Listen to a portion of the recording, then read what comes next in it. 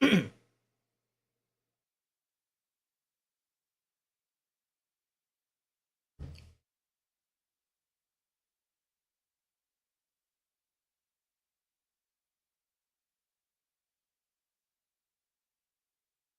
go!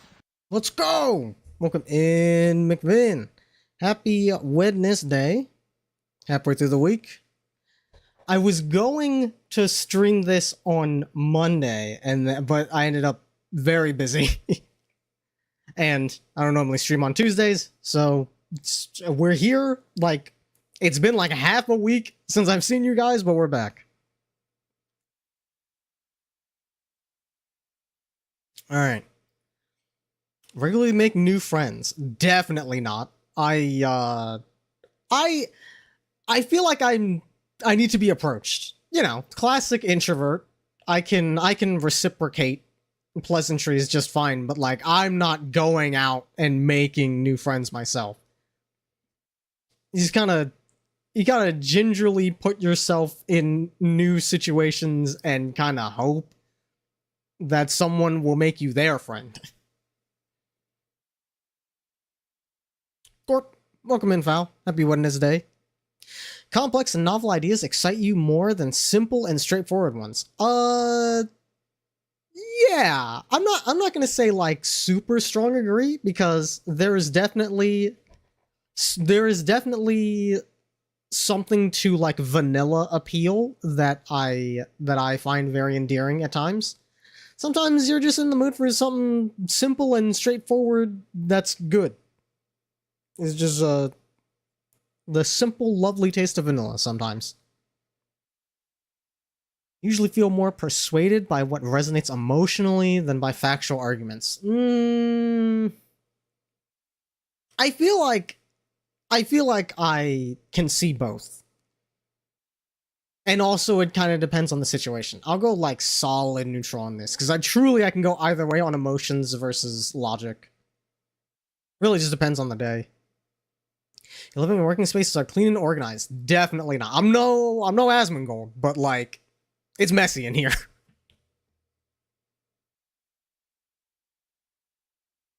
You just stay calm even under a lot of pressure. I mean, define a lot. Definitely, I feel like I've gotten pretty good at staying level-headed. At least on the outside. I may be tumultuous, but I try not to take that out on people. Find the idea of networking or promoting yourself to strangers very daunting. Absolutely. I cannot promote myself for shit. You prioritize and plan tasks effectively, often completing them well before the deadline. Gonna work out to my voice? Or, you know what? If it helps, I'm flattered. I'm glad I could be of assistance. Prioritize and plan tasks effectively. Also, welcome in, Saint. Happy Wednesday. You normally work out on Wednesdays? Or is that an everyday thing? Does the grind never stop? Prioritize and plan tasks effectively, often completing them well before the deadline. I feel like I do like to plan, but I also have a lot of whimsy in my heart. I don't plan out my entire life, but I do like to plan things generally. And I'll usually get stuff done before the deadline. So sometimes it can get we can cut it a little close, but I try my best to meet deadlines. People's stories and emotions speak louder to you than numbers or data. Okay, that question again. Yeah. You like to use organizing tools like schedules and lists. Yes. It's like a mental fidget toy, is like putting things on a list. It's very fun. Even a small mistake can cause you to doubt your overall abilities and knowledge. Definitely. If anything goes wrong, I will be very... It'll really fuck up the vibe for the whole day. But usually the next day I'll be better. Every day. Core upper sprint, core lower run, full body swim, never skip the core. Man, that's crazy. Working out the core every day... I imagine you do get used to it eventually, though. Feel comfortable just walking up to someone you find interesting and striking up a conversation? Definitely not. I can't do that.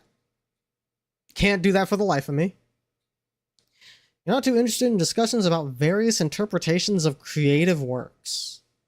Some various interpretations of creative works? I'm not interested? Heavy disagree. I love hearing about different interpretations of creative works.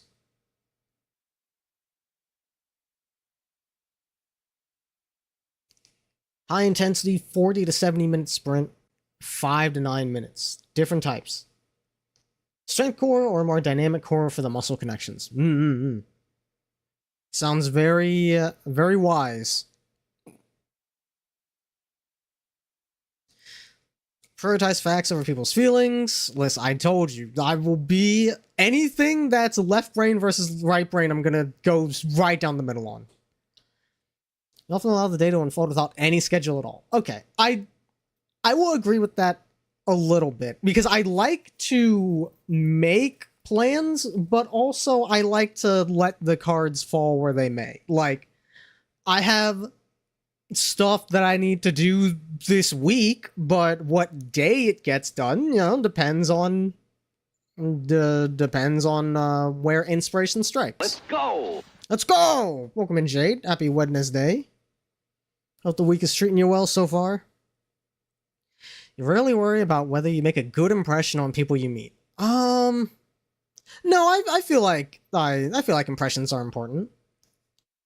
I don't super care. Like, okay, I generally don't care about what people at large think about me, but if I'm directly interacting with someone, then yeah, I feel like I'm a little self-conscious. I hope I can have a positive impact on their day. Enjoy participating in team-based activities. I'm gonna say no, because team-based activities is different than hanging out with your friends. This is team-based activities with people that I may or may not have a positive relationship with. Like, it's got to be relationship agnostic. And in that case, I'm a little hesitant. I'm a bit of a loner. But if it's with people I like, then I'm down. So I'm only going to do a slight disagree. Enjoy experimenting with new and untested approaches. Yeah, I like fucking around with new stuff. Prioritize being sensitive over being completely honest. No, I'm definitely the kind of person that will mince words. I'll mince words to spare feelings, definitely. Wait, I need to click this.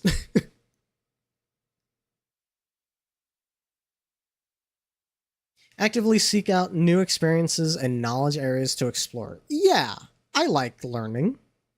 You're prone to worrying that things will take a turn for the worse. Yes.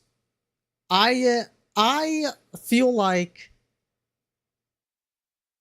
I generally look at life as like as long as I keep going, things will work out one way or another. However, I do tend to think about, like, okay, what could go wrong here so I can plan for it.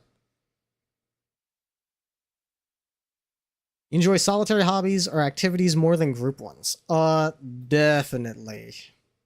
Should I do? No, because I like doing like collabs and stuff. So I'll do regular agree. Cannot imagine yourself writing fictional stories for a living. For a living? Definitely not. Because as soon as you tag that for a living at the end, now it's like, oh, I have to do this every day. I have to do this every day. I have to wake up and do this every day? Forever? That's hard.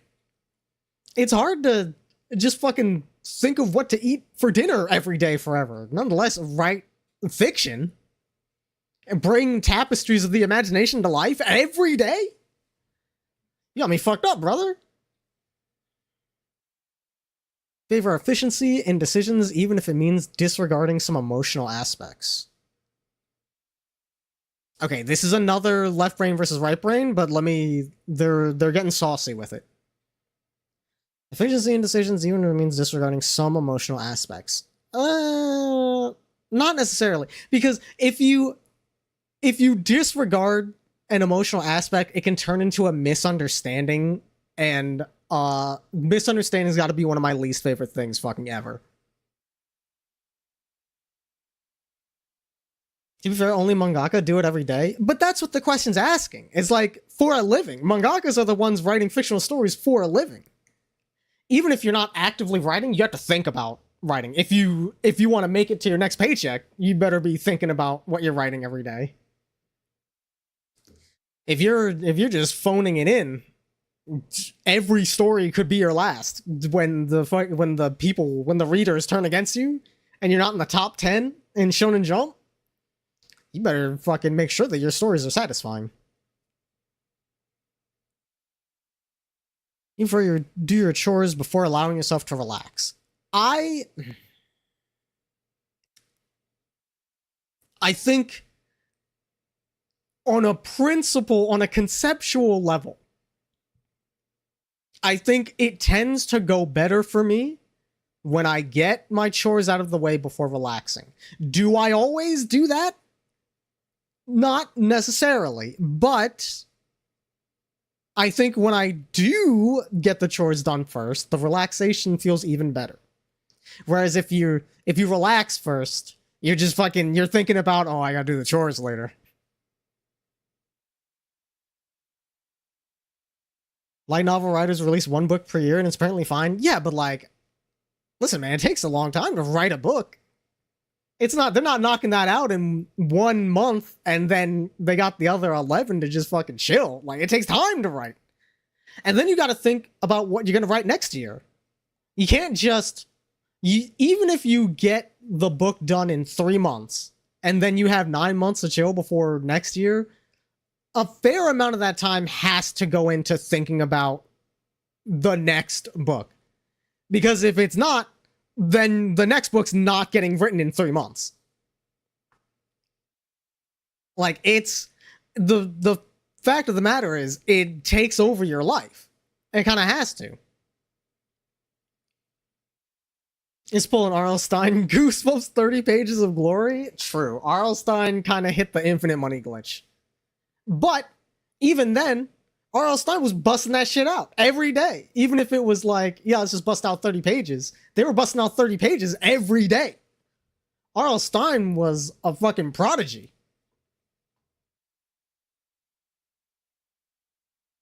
In disagreements, you prioritize proving your point over preserving the feelings of others. This one's interesting.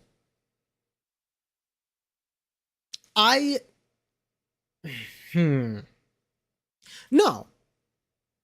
I feel like in a disagreement, to me, my goal is to establish understanding, not to be right or to like win the argument.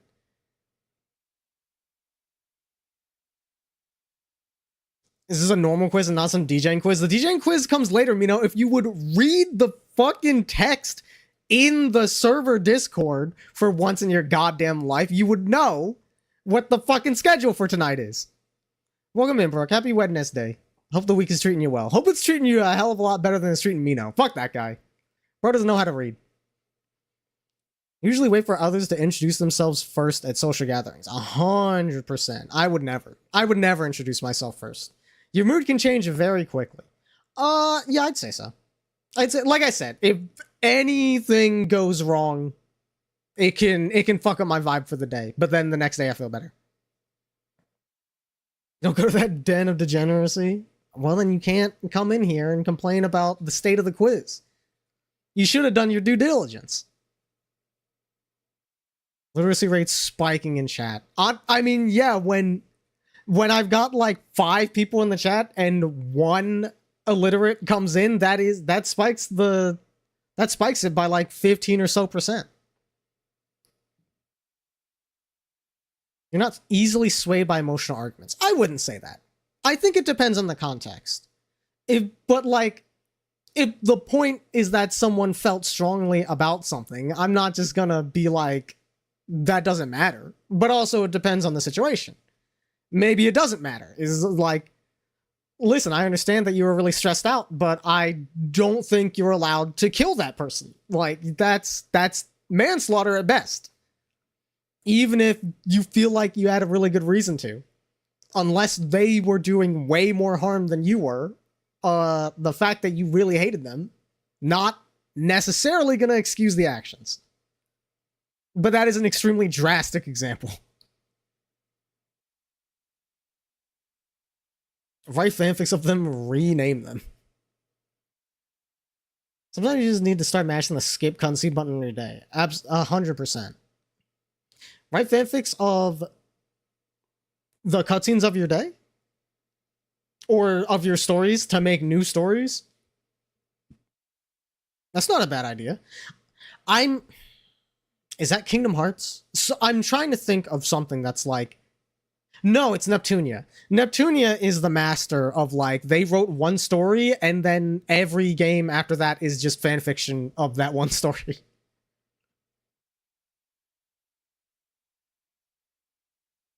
I often end up doing things at the last possible moment. I can be a bit of a procrastinator. Enjoy debating ethical dilemmas.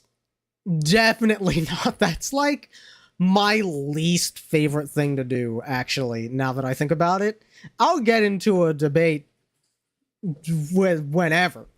But, like, I don't want to talk about fucking ethics, man. There's way more interesting things to be talking about. Greetings, Kate. Let us debate an ethical dilemma. Yeah? I'm trying to think of, like...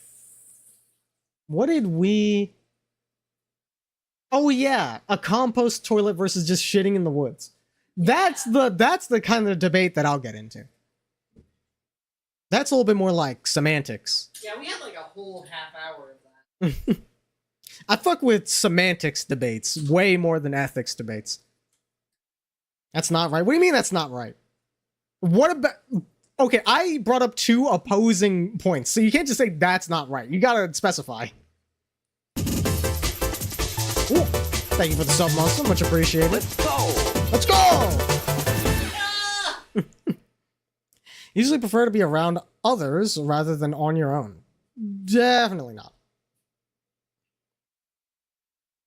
Shitting in the woods is better because you're squatting, so of course it's going to be better. That's what I'm saying.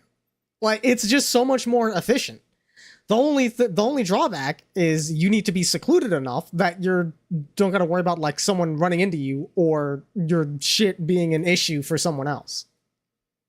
It's the only reason I don't shit outside right now. Don't encourage his campaign against the local groundwater. Listen, if you do the composting thing, it turns into dirt. You said that yourself. You just gotta compost outside. Just skip the middleman.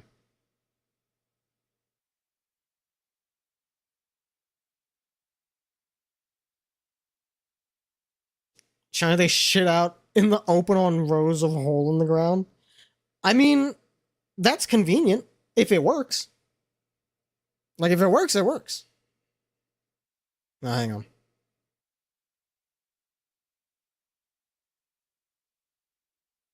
What is this? Okay, never mind.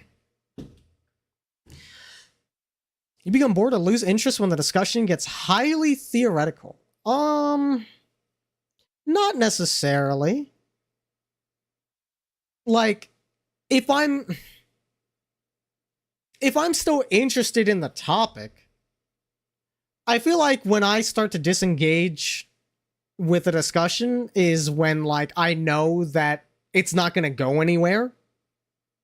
It's like, I understand the point you're trying to get across. I disagree.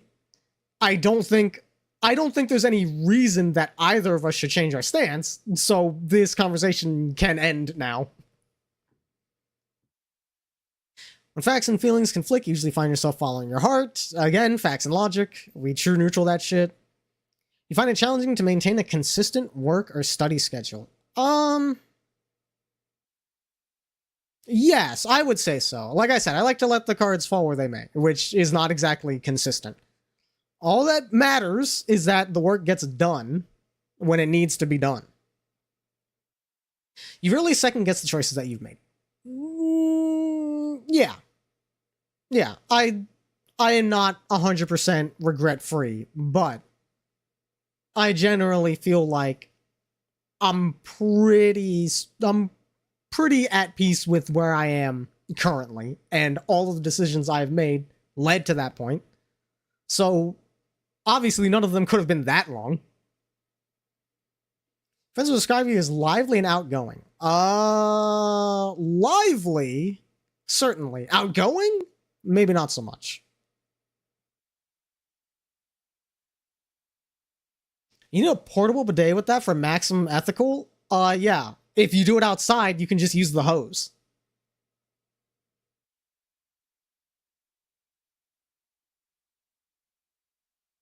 Found the badge, made eye contact with the guys in front of you. I assume that is from Champions. You're drawn to various forms of creative expression, such as writing. Yes. Yes, I would say quite so.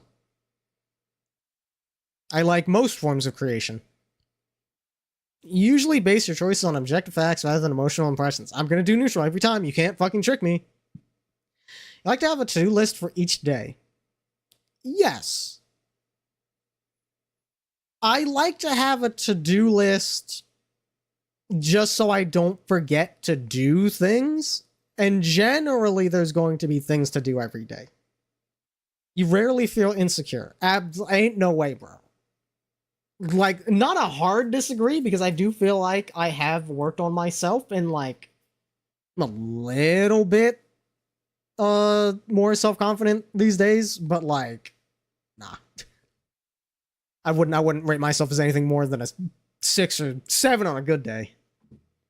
You avoid making phone calls, 100%. Phone calls are absolute last resort unless 100% necessary. So multiple people have to be dying as a consequence of me not making a phone call. You enjoy exploring unfamiliar ideas and viewpoints. Yeah. Yeah, I like hearing from the other side.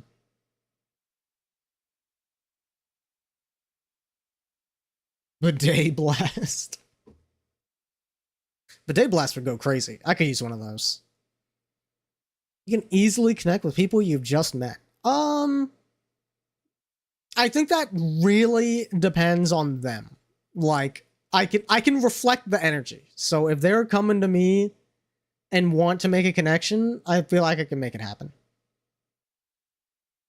First time chatter, you're gonna get fucking bullied. And you're gonna get bullied around these parts. But welcome in. Well, my ass blasted confirmed? Bro, that was confirmed a long time ago. Catch up, man. If your plans are interrupted, your top priority is to get back on track as soon as possible. Yeah. Yeah, I'd say so. It depends. It depends on what it was interrupted with. If I interrupted my own plans, then we're never getting back on track. But if someone else interrupted my plans, then yeah, the first thing I do when I'm back in control is whatever I was doing last. Too tired? Cringe. Skill issue. You're still bothered by mistakes they made a long time ago. Sometimes. I feel like everybody gets hit with the you're about to fall asleep and then you remember that really embarrassing shit you did in high school. We're not immune. You're not too interested in discussing theories on what the world could look like in the future. Not too interested in discussing theories on what the world could look like in the future. I'm not interested in discussing the future. I would say a little bit. Because it's a lot of like... I like watching videos and taking in news about like stuff that's happening in the future, like this new form of energy could help the environment. That's cool. I want to know how it works. What are the implications on infrastructure if this gets implemented? Like, I'm interested in that, but anything more than that is like, you know, it's kind of out of my hands, man. I think it's neat to read about, but I wouldn't worry about it too much. Your emotions control you more than you control them. No, I think when if I need to, I can lock it in. But I waver on that, so only slight disagree. When making decisions, you focus more on how the affected people might feel than on what is most logical or efficient. This is another left brain, right brain, but I do feel like I think about the interpersonal impact a little bit more than the end result. Because, like, you have to deal with the people afterwards, after the decision. So if it's something where it's like, this is 100% efficient, but somebody hates it, versus this is like 80% efficient, but everybody's like pretty happy with the method, then yeah, just go with that. Like, it's the opportunity cost is crazy on that. Okay, 2 more pages. Your personal work style is closer to spontaneous bursts of energy than organized and consistent efforts. Definitely. I'm definitely like I'm gonna get the ball rolling and I'm not going to stop until it's done or I die. And only outside of those periods can I eat and sleep. When someone thinks highly of you, you wonder how long it would take for them to feel disappointed. Or I force you to. Or I force you to eat or sleep. Yeah. So it makes you great. I do think it is, like, you know, it's a quirk that has its pros and cons. You gotta learn to work with it. Man, this is fucked up. You wonder how long it would take for them to feel disappointed in you. I mean, kinda.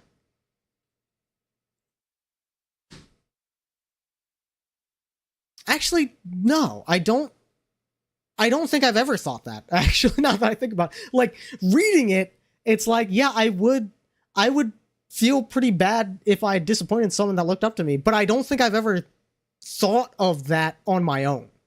So I'm going to say disagree on that. Not hard disagree, because maybe I have thought about that and I just forgot. But yeah, no, I don't think that's a thought that crosses my mind organically a lot of the time. You love the job that requires you to work alone most of the time, considering that's what I have currently, and it's the best job I've ever had? Yeah, I think I'll mark a strong agree on that.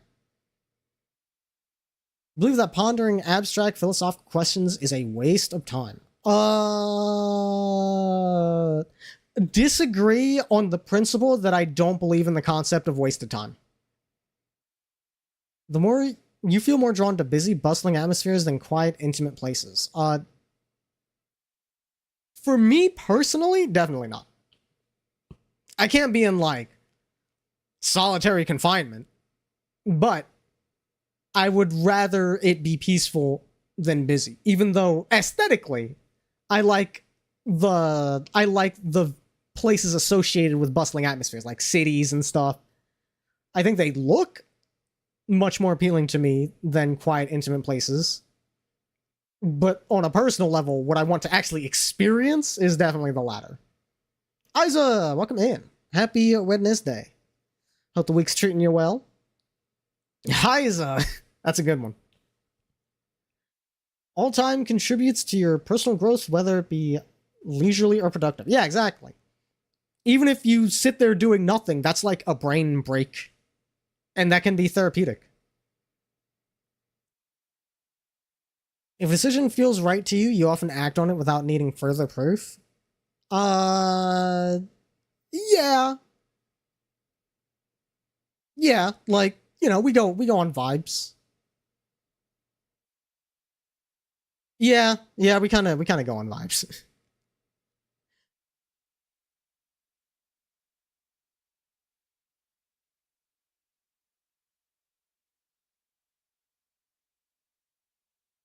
Right?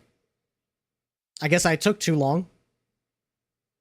And now I gotta fucking go through the steps again. I think I was on the last page.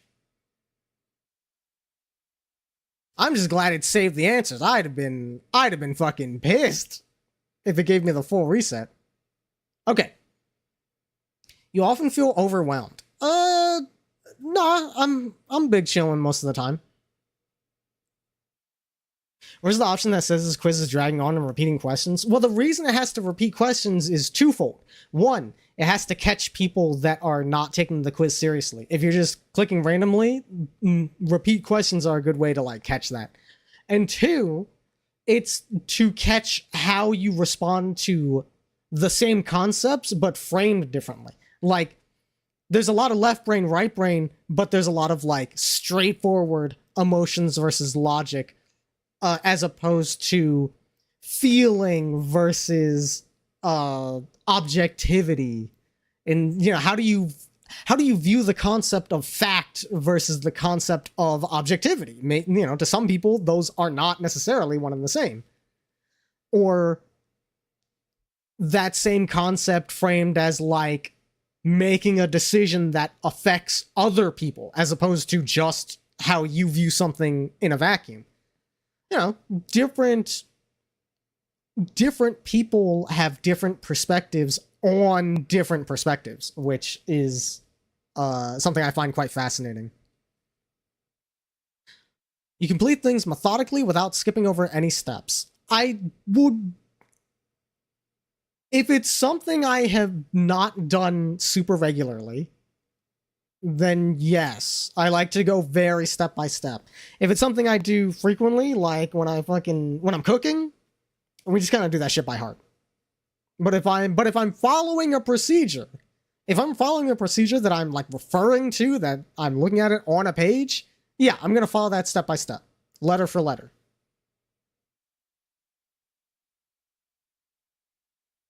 You found that Cloudflare started checking way more since like a week ago? Really? I haven't noticed. I feel like I do run into it often, but I don't feel like it's been any more than usual. Huh. Weird.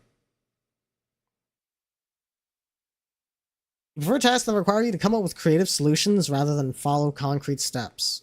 No. Not a hard disagree. Because I like...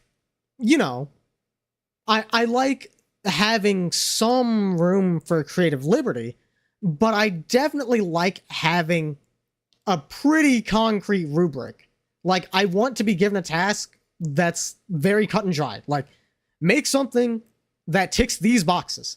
Anything outside of those boxes, you have free reign, just make sure that it ticks these boxes.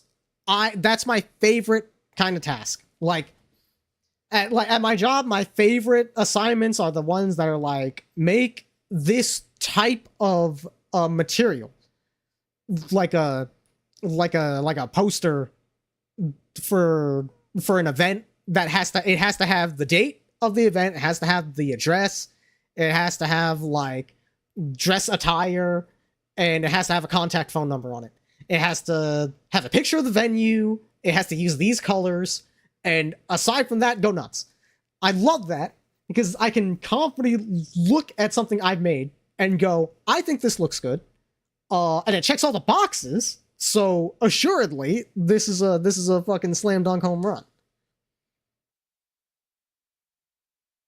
You are more likely to rely on emotional intuition rather than logical reasoning when making a choice. Left brain, right brain.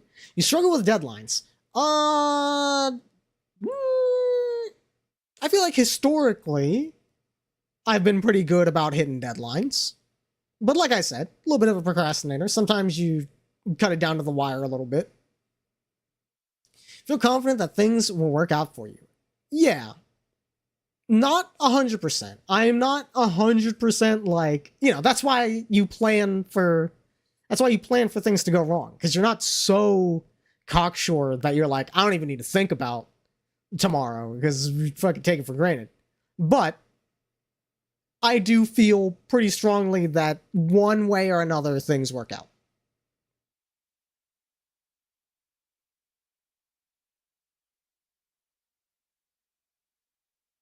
INFJT Advocate. This is definitely different than what I got the last time I took this test. which is interesting. I always feel like I take these tests just a little bit differently every time because the way that I view fucking life changes depending on the day. But okay, I gotta write this down. This is important.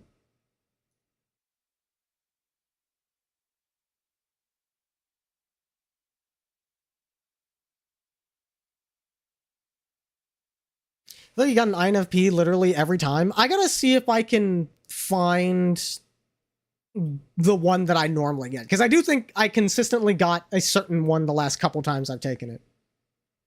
Or at least a majority of the time I take this test, I tend to get a different one. Let me just put this in here. Okay, what are the other ones? How do I see the other ones?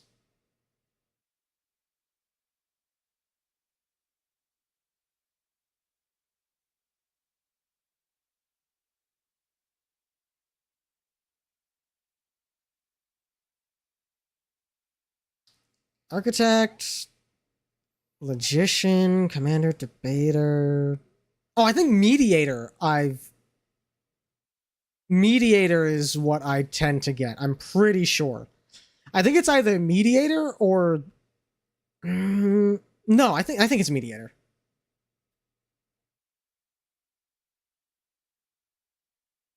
What's the? It's INFP versus INFJ. So what changed?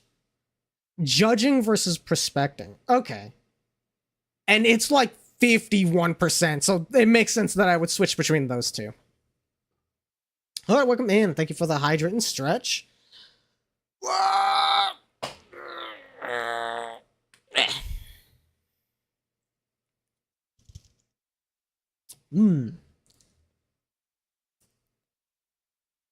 right. Let me also just write down that advocate was a thing.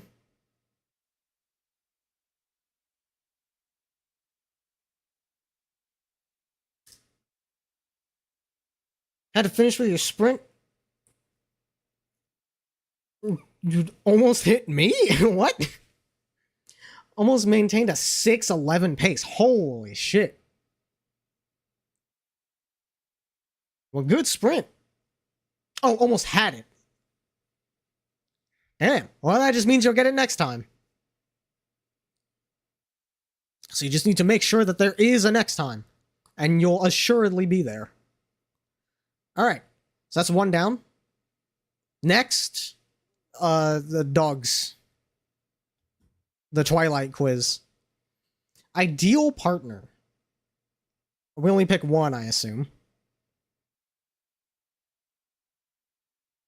Mystically becomes super easy and you stop thinking. Yeah, the runner's high. I'm familiar. I mean, it's hard to pick just one of these. What would be most important? I mean, which one implies that we, like, get along and they like me for me?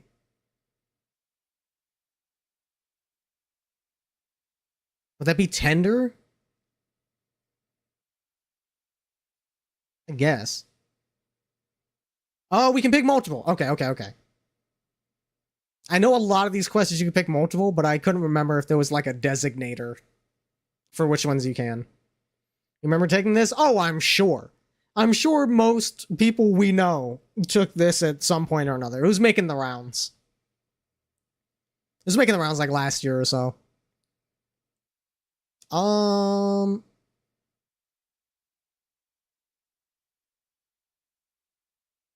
Definitely funny. Cuddly is huge. Motherly might be it. I mean, I am a MILF enjoyer.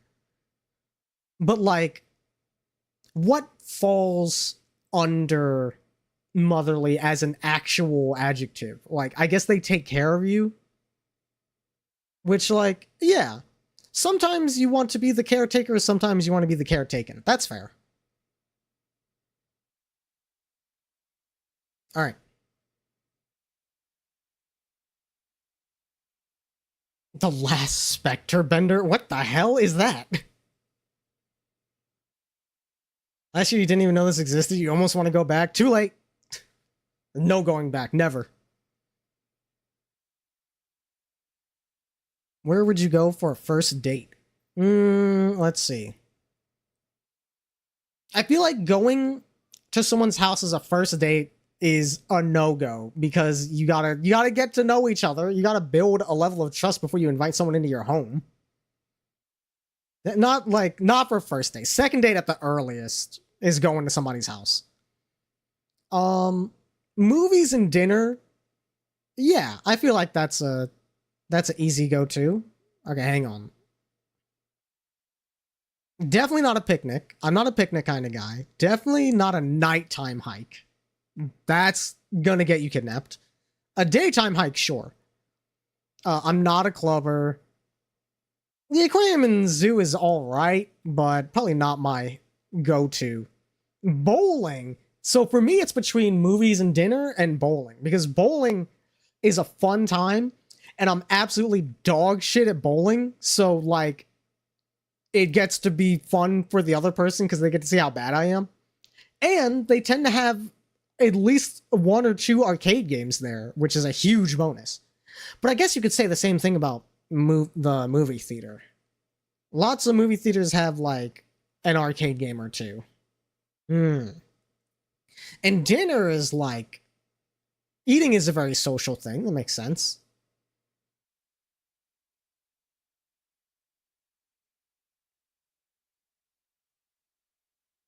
The streets are my home. Listen, if the streets are your home, then that's one thing.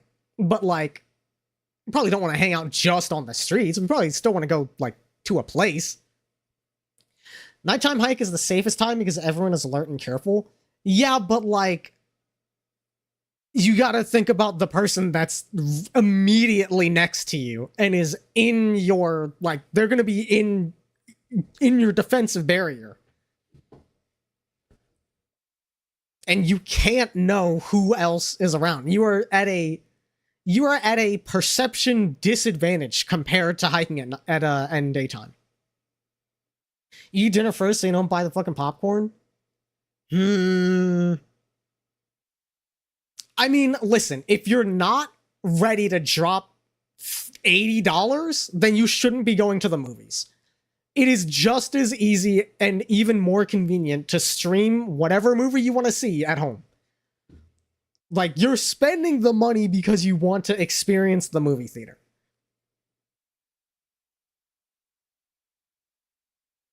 That's what the flashlight is for. It's still a disadvantage.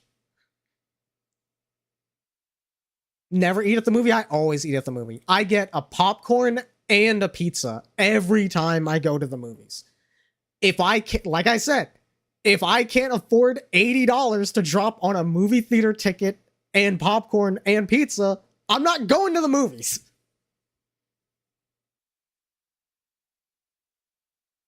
Too much popcorn? I love popcorn, bro.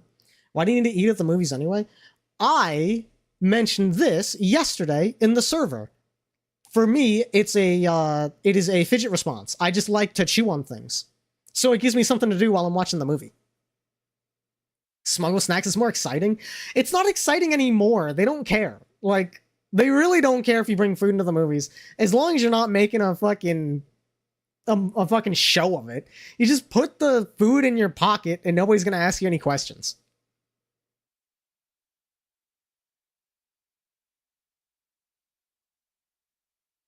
Your bladder hates you? That is understand. That's another reason. I'm not huge on going to the movies. That's the thing. Like, I talk like a consumer that supports the movie theaters, but realistically, I don't go to the movies. Fao is the one that's like, I gotta take you to the movie theater so you can touch grass. I'm like, I don't want to go to the fucking movie theater, but I'll go to the movie theater if you want to go. I will support your interests. I don't go to the movie theater. So when I do go, I'm dropping the cash on the popcorn and the pizza. Because I need something to do while I'm stuck in this fucking black box for 3 hours. Come out of it with a fucking headache, and then I gotta drive home. Prefer to be hungry after the movie. It makes the food after better. That's a good point. That's a good point. But that's the mindset of an edger, and I don't do that. Honestly, I've talked myself out of movies. The answer is bowling. You're doing a Kahoot with a group and your partner. Do you let them win?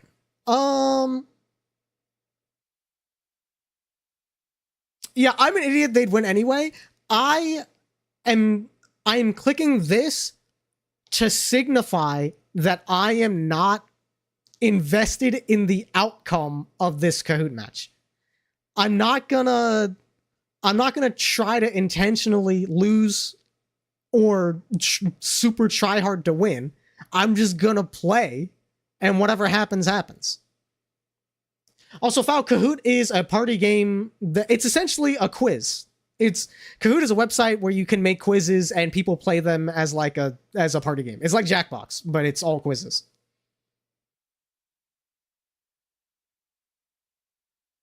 Blunt runner. I've never touched a weed, Saint. I can't be a blunt runner either. Haven't watched a movie in 3 years. You don't count group movies disguised as team building. You mean the safety video, the safety briefs? Those don't count as movies to you? Just apply Jackbox here. Yeah. This game is Cards Against Humanity to better understand each other. I feel like you have to know. You got to know people before you do Cards Against Humanity.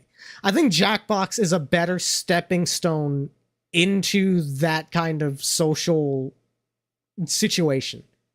Cards Against Humanity, it's way too easy to fucking say something bad. It's way too easy to make the wrong dialogue choice if you don't know the people you're playing with enough. If everyone isn't using the funny mustache man on that specific card, you aren't friends. That's what I'm saying. You gotta be friends before you play Cards Against Humanity. Yeah, I let them win. I let them win, but not because I'm letting them win. I'm letting them win because I know I would lose. You ask someone out on a date, do I pay? Yes, of course. Of course is the answer here. Not, they're not allowed to pay because that's weird and possessive. Not absolutely because that's weird bottom talk. The answer is of course, because if you are the one that is proposing the date, you should assume that you have to pay. If they want to split or if they insist on paying, I have nothing against that. But I cannot, in good conscience, propose to someone else going out and expecting that they will give me any financial assistance because they might not be able to. I can't be like, let's go out for dinner and then be like, hey, can you spot me? First of all, that's embarrassing. And secondly, that's just not right. We go in Dutch, money is a show of investment, and it must be even. See, I can understand that. I 100% see the logic. And if we went out and you were like, we gotta split because it's gotta be even, I would be like, 100%, my man, dab me up. So that's essentially it. I'm going in with the expectation that I'm fully covering the cost, but I'm open to financial assistance if that's what the other person wants. How do you spend your free time? Doing stuff artistic, that feels like the answer. Hands-on activities is also good. You know, Gunpla. Definitely not being active. I'm a real homebody. Cooking, I enjoy cooking, but it's not like a hobby for me. I just enjoy cooking. Definitely listening to music, but that's something I do literally every waking second of every day. Spending time with my friends is also a way that I like to spend my free time, but I think being creative kind of trumps everything here. Oh, good. This is another multi one. Okay, we're doing that one. We're doing that one, and we're doing that one. Okay. You're active when chat tells you to be. Yeah, that's true. That's true.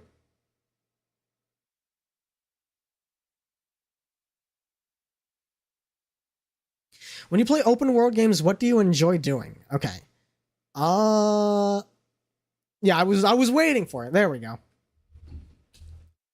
Establishing a relationship where it's one-sided is bad. It creates the weight of expectations on all parties involved.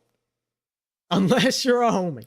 See, but that's what I'm saying, Saint. Like, I don't want to establish that the relationship is one-sided. I want to establish the concept that the person putting forth the idea is responsible for the idea. That's what I'm trying to establish. Once we're a unit, then finances are split. We're in this together. We're a team. Everything goes through the both of us. But when you're not going through life as a unit and you're, just putting out ideas to get to know people, you gotta be ready to be responsible for your ideas.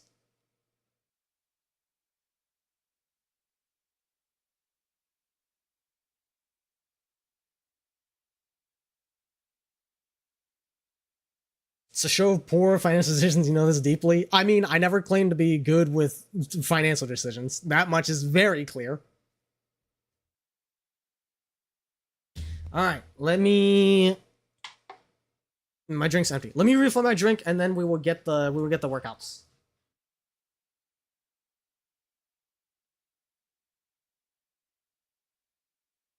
Matter of fact, I'm running ads. I'm running ads so I can just I have other stuff to take care of too while I'm up. I might as well.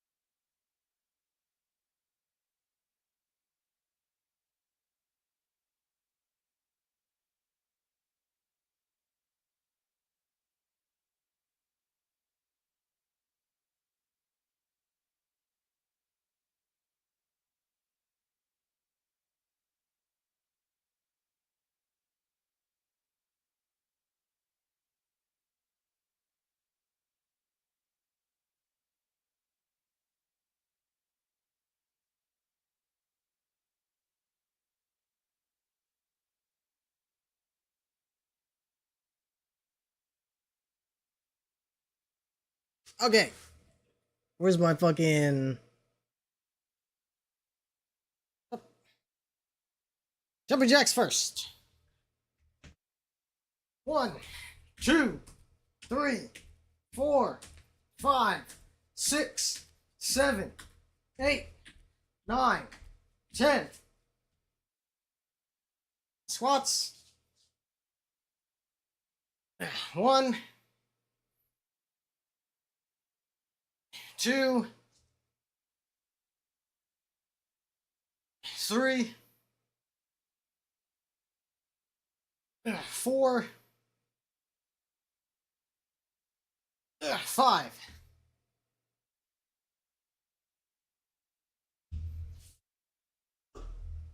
One, 2, 3, 4, 5.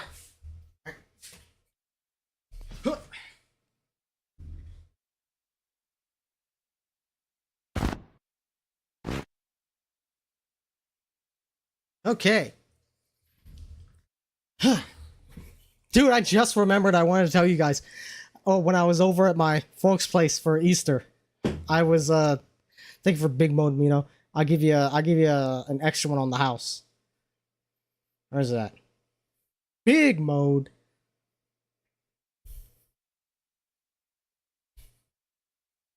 When I was over at my parents' place for Easter, my dad was showing me Elite Dangerous. Alright, hang on, start time's gotta wait until I do more stuff.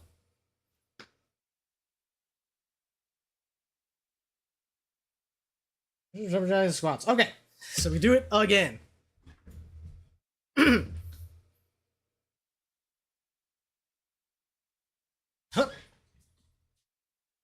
One, 2, 3, 4, 5, 6, 7, 8, 9, 10. All right. Squats. 1, 2, 3, 4, 5.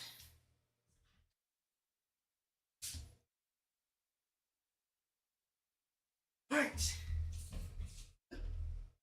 1, 2, 3, 4, 5. Gotta get him worked up before hitting the front page. True.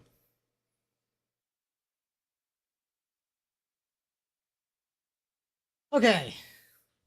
Let's see what's on the front page. Not on this browser. You're not gonna fucking pull a fast one on me. What do we got? A whole lot of a similar pose on the top row. Everybody's hitting the same pose. Anything else good? There's some Toho here. Kind of huge. Arknights. Texas and Lapland. A iconic combo.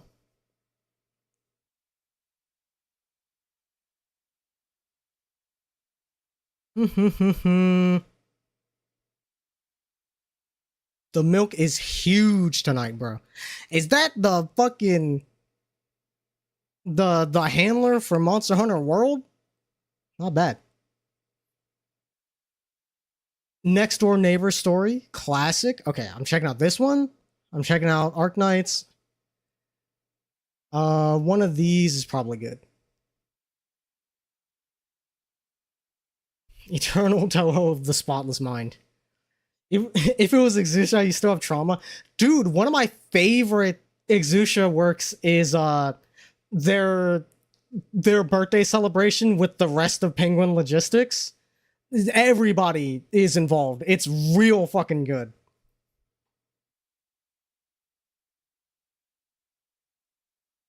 Okay, let me do a quick skim through here. This has potential.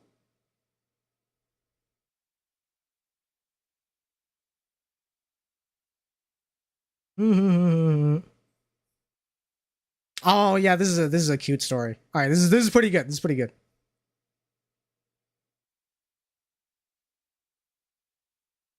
Wait, I need further investigation to see if this setup is actually good or not. I saw the ending. The ending is funny.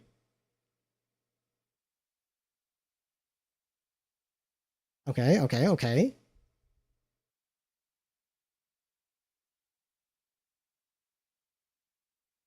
Okay, this is extremely vanilla.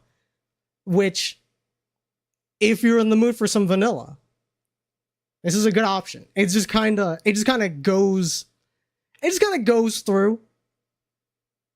It goes through the scenario at a pretty steady pace, and then it has a cute ending. Strong. My numerical, completely objective rating out of 10 for this front page, strong. A solid 642,727 out of 10. Strong.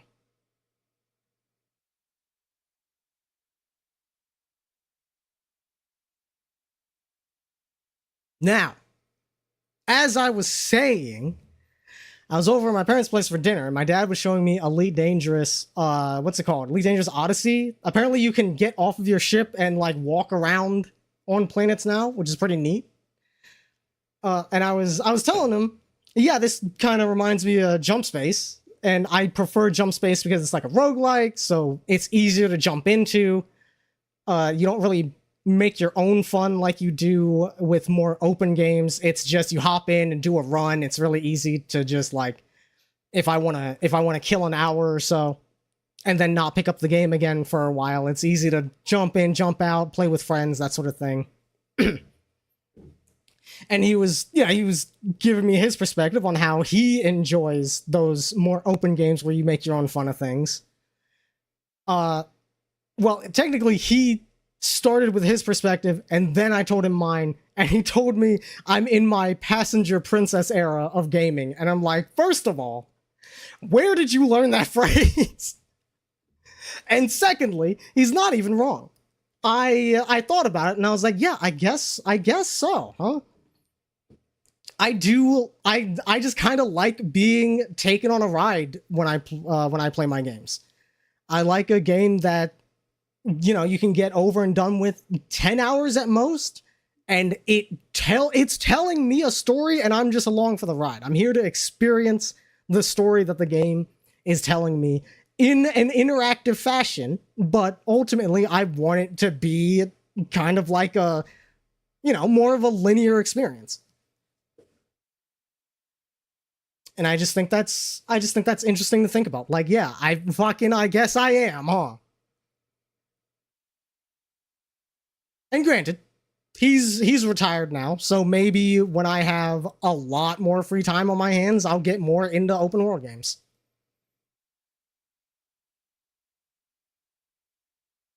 The open world games part of this question is what reminded me of that.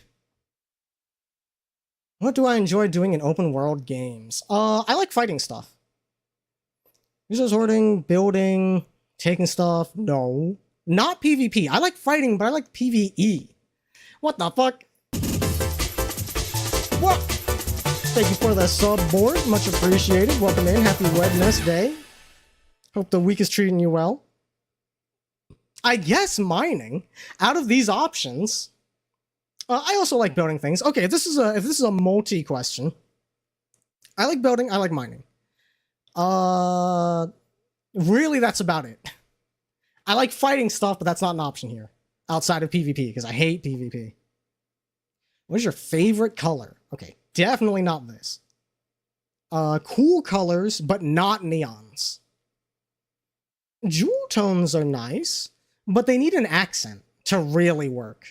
Pastels, don't really work for me. Neons are where it's at. Black with neons. Black with accent? Okay. You kinda got me.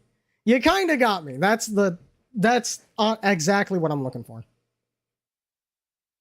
You don't even play those? That's what I'm saying, you know? I don't really play open world games. But when I do, because I have my designated 2 weeks out of every year where I open up Minecraft again, and when I play Minecraft, I'm mostly mining and building and killing things. If any friends have a group chat excluding you, what do you do? I mean, it really doesn't matter. Because, like, friends are a broad spectrum. There is not this group of people that only I talk to and they only talk to me and no one else.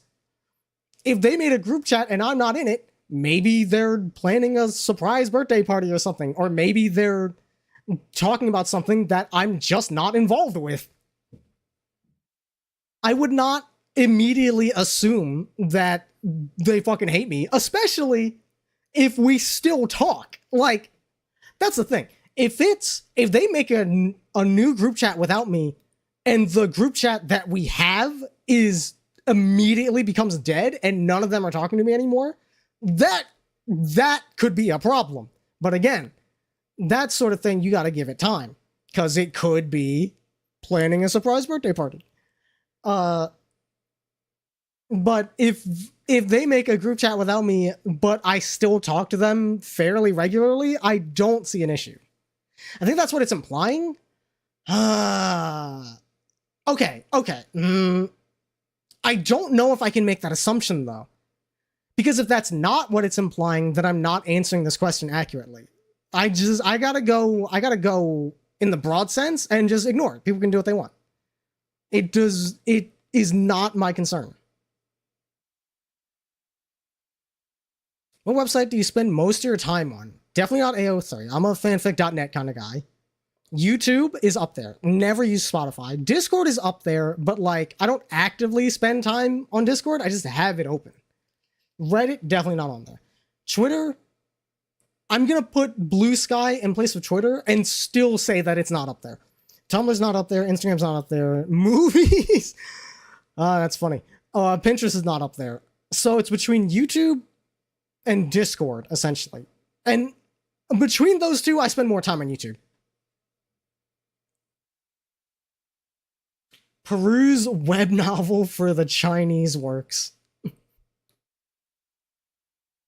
Web novel? I'm not familiar with that one. I mean, I can sort of, guess, but I don't think I've actually seen that as a website. Pick your ideal superpower.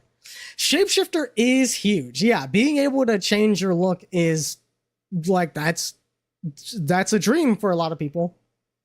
Mind control could be pretty cool, but you would eventually go insane because you would think that no one has thoughts that are not their own, and you'll never have a real connection ever again. So mind control ends badly. Invisibility is not that useful. In the times that it is useful, it's very useful, but I feel like that's pretty situational. Even in cases where you can expand your invisibility to include your clothing, that's still like, how often do you need to sneak around in this day and age? You're not robbing banks because they have the fucking paint and they have the like security measures and shit. I guess you could you could do cyber crime by being invisible and looking at people's screens. I guess you could do that. Shapeshifter is huge. Healing is also huge. I'm gonna go very generous and say that healing in this case is very generous, and it will just fix things the way that you want them to be fixed. It just kind of knows, which would be great. I would be using that on myself and Brooke and Fowl immediately, because all of our bodies are fucked up at this point. Super strength, obviously very useful. Pyrokinesis, I feel, is a little bit more niche, like invisibility, but also that could be infinite energy if you know how to apply it. That's a lot of work, though. Talk to animals would be very cool, but not necessarily particularly useful. Even in a survival situation where you could be like, try to convince this bear to not kill you, what if they don't care about what you have to say? Even if you can establish communication with them, what if they just don't fuck with you? Like, being able to communicate with them is not going to help. Immortality always ends badly, as we know. Time manipulation. Time manipulation, I think, ends badly. It will eventually drive you insane because you will reach a point where you can just continue to rewind time, and it's essentially immortality scenario. Or you end up stopping time forever, which again kind of turns into immortality. That time manipulation I don't think ends well. I feel like it's got to be healing. The broader applications of a like kind of open healing skill is extremely powerful. Yeah, we go healing. Your chat is a bunch of animals and you're talking to us. Yeah, I already have that power. There's no reason to pick that. Cancer powers if you overhear. True, yeah, you can, if you have enough control over it, it's also an offensive ability. Do you platonically flirt with your friends? Yeah. Yeah, you know, you always kiss the homies goodnight. Absolutely. How do you handle stress? Yeah, it goes away. All things pass with enough time. What's your role in a group project? Yeah, I will do whatever. Whatever, just tell me what to do and I'll do it. That's VTuber culture. That's more than VTuber culture. That's the homies. That's homies culture.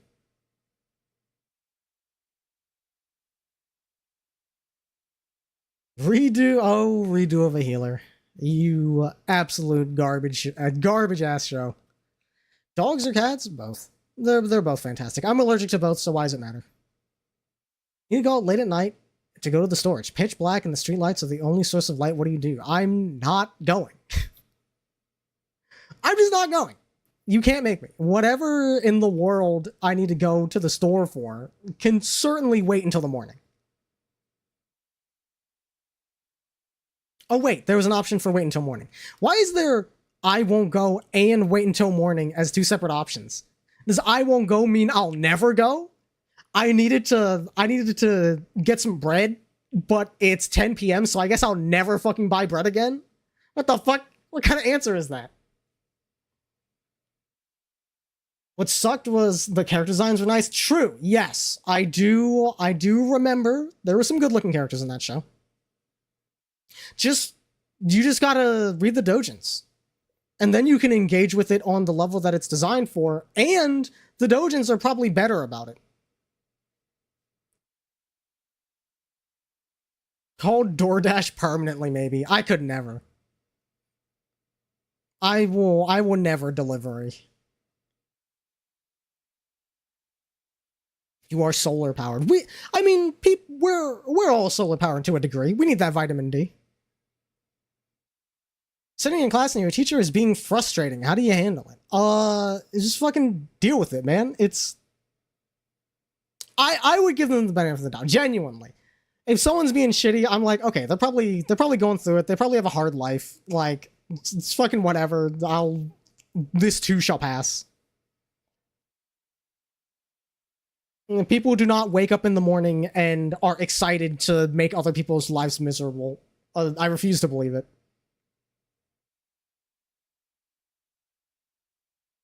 You know what seasonal had stylish characters? Brilliant healers. Super mid-plot and generic, but the girls are all stylish as fuck. I've never even heard of that. Brilliant healer. Brilliant healer's new life in the shadows? Is that what we're talking about? Oh yeah, this looks stylish. I can immediately see it.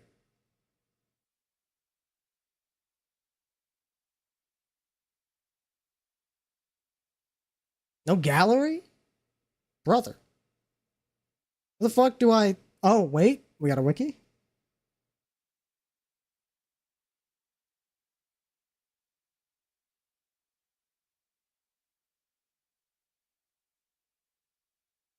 Well, I mean, I can see it from the covers. We got some fashion going on. This is a fashion designer, low-key? Is that like you're being 100% genuine with that, or are you just saying that they're really good at designing clothes? Favorite emoticon. Okay. I've used this. I don't use this ever. I've used this. I've used this. I don't use these. I don't use that. I don't use that. I don't use those. I don't use that. I don't use that. I like this one. But do I use it? Not very often. I mean, out of these, I think this one I used the most out of the selection. They have to have wanted to be one because it's more than the norm. Which country would you move to? Japan not on the list is crazy. No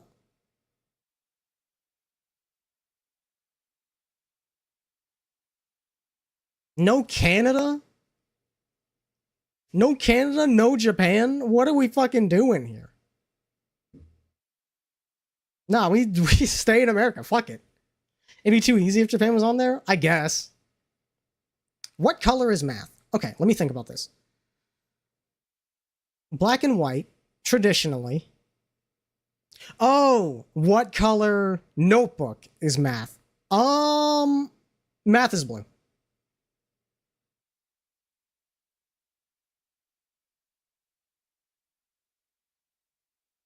Was running nose, y'all are weebs. Yeah, exactly.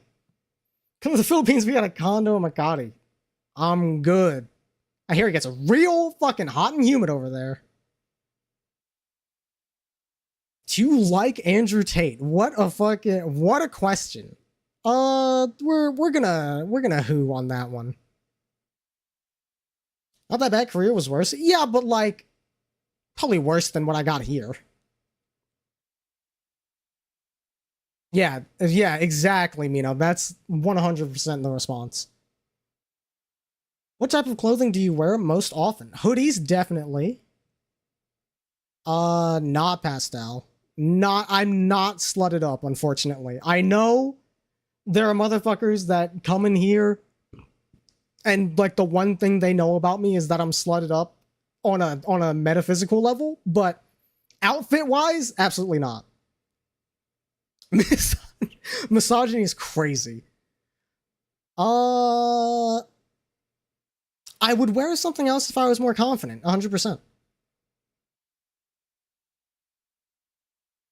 Is that an Omegaverse writer? As far as I can tell, no.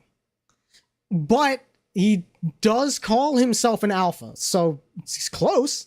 He might be an Omegaverse character. Favorite trope? Okay. There's good ones here. There's good ones here. There's only one bed is cute. Found family is cute. Enemies to lovers is good. Bully to lover is also good. Anything to lover, fantastic.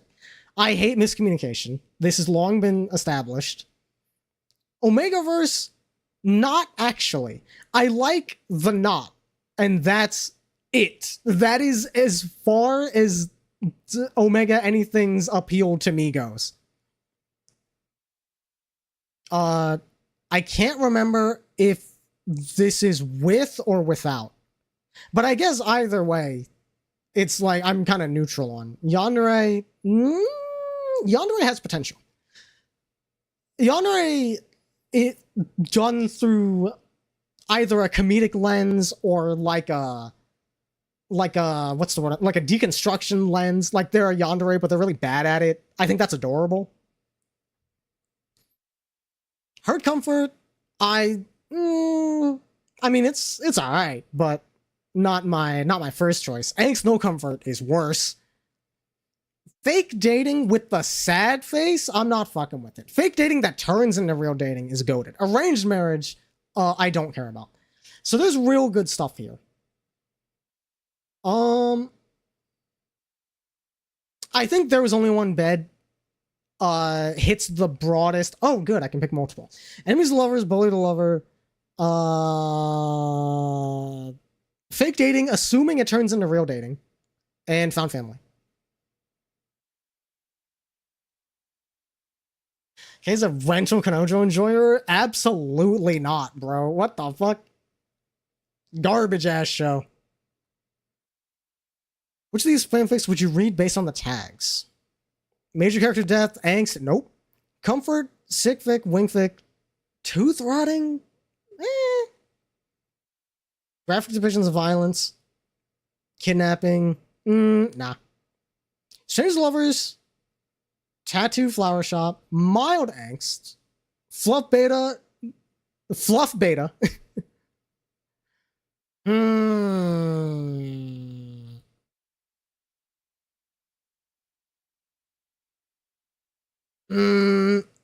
Tooth rotting is where it gets me. Regular fluff with a little bit of angst that gets resolved in the end, I fuck with that. You walk through a public space and see someone beating up an innocent person. It's just you three there at the moment, and the attacker looks to be more muscular than you. That's none of my business. Like, I'm not staying there indecisively. I'm turning around immediately.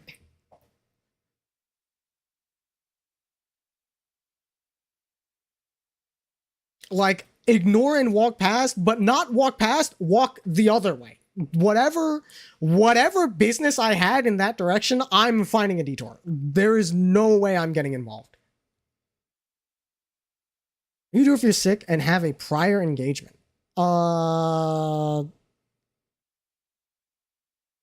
Okay, realistically what I do is I let the other party know that I'm sick. And they can, like, okay, that actually depends.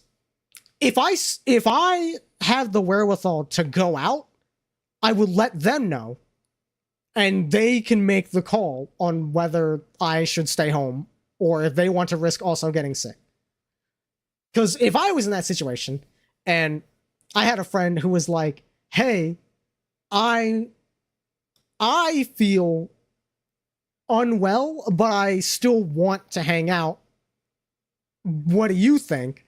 I'm like, yeah, fuck it. I'm not afraid of no germs. But if I'm actually bedridden, which never happens, but if it did happen, then I would be like, hey man, you're not getting me out of this fucking bed. Just be sick together. I'm saying. But yeah, the closest to my actual answer is probably reschedule. Someone is yelling at you for something you didn't do. Yeah, here we go. Let me, once they have said their piece, I'd be like, hey man, I understand that you're frustrated. I have no fucking idea what you're talking about. Can't see anything medical the same again. Yeah, understandably so in your case. Just be careful when the homie pulls out the butt pill instead of the Tylenol. I mean, realistically, I would 100% rather butt pill than throat pill. I am terrified of choking. Not once have I ever been scared of choking my rectum, alright? That thing is a throat goat down there.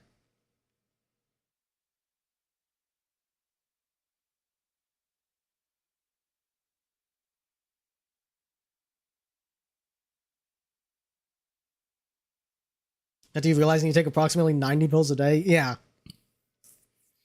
Yeah, that's, I could never. I would just die. Unless I could put 90 pills in my butt a day, and then we're fucking easy mode. Opposite if you had a bad allergic reaction as a kid and survived instead of trauma, felt like it's not an issue. You had an allergic reaction to, like, a suppository? I feel like you still would have had the reaction even if it was oral, wouldn't it? So there was one article of a dude that died of diarrhea and that shocked you. That'd be pretty bad. I mean, you can die of anything. That's a pretty bad way to go. Because if you're dying of diarrhea, you're dying of dehydration. And that's a bad way to go. You're having the worst headache of your life, literally. You will never get a headache worse than that because it killed you. And that's not great. You're deflating and rotting. Yeah, it's real bad. You're on the internet and someone managed to get yourself into an internet argument about something you're coming to realize you're clearly wrong about. How do you handle it? You definitely gotta... I will be the first to admit I'm wrong if I'm wrong.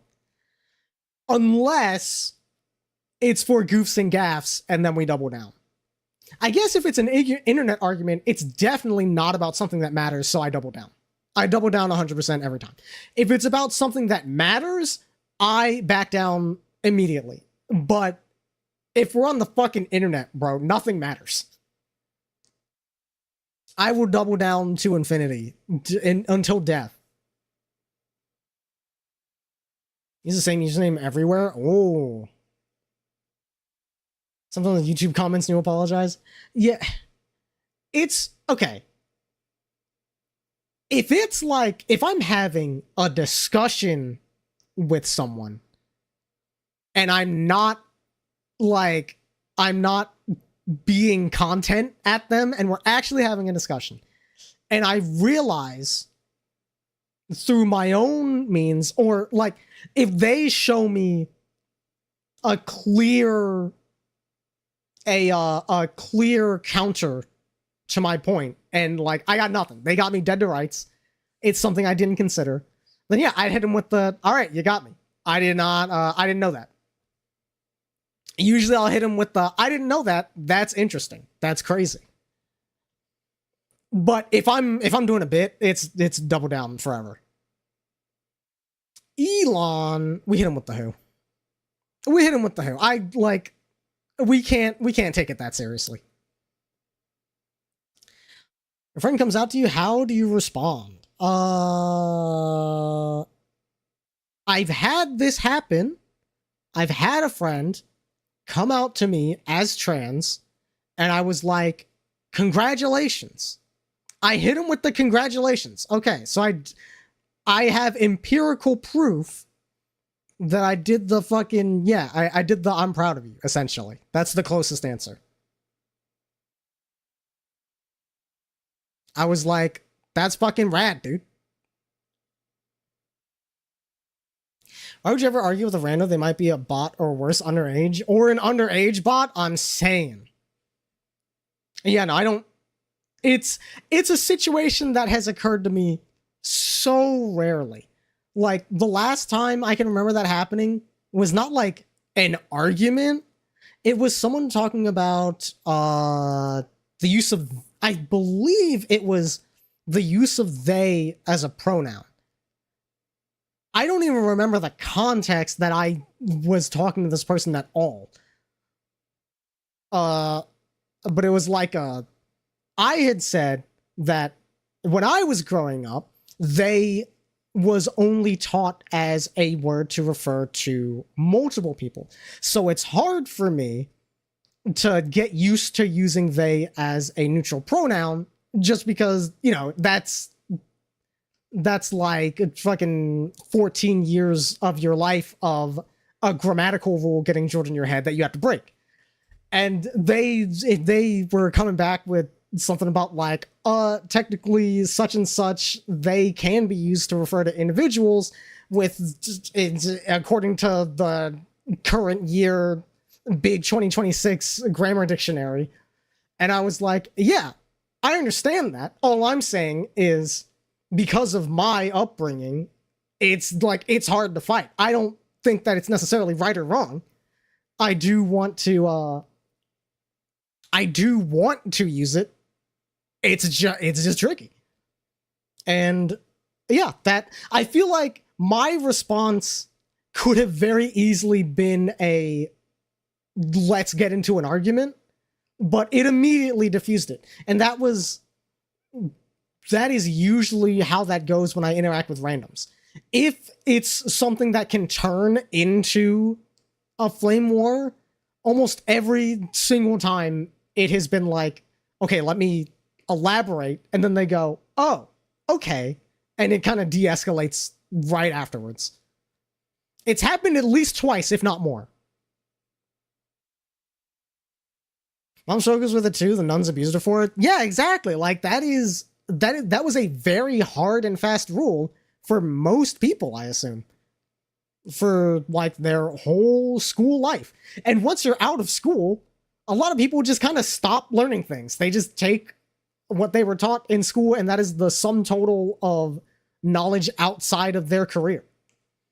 So of course, everybody who has graduated is no longer taking in new knowledge about grammar. Like, we have whatever the fuck we finished maybe college with.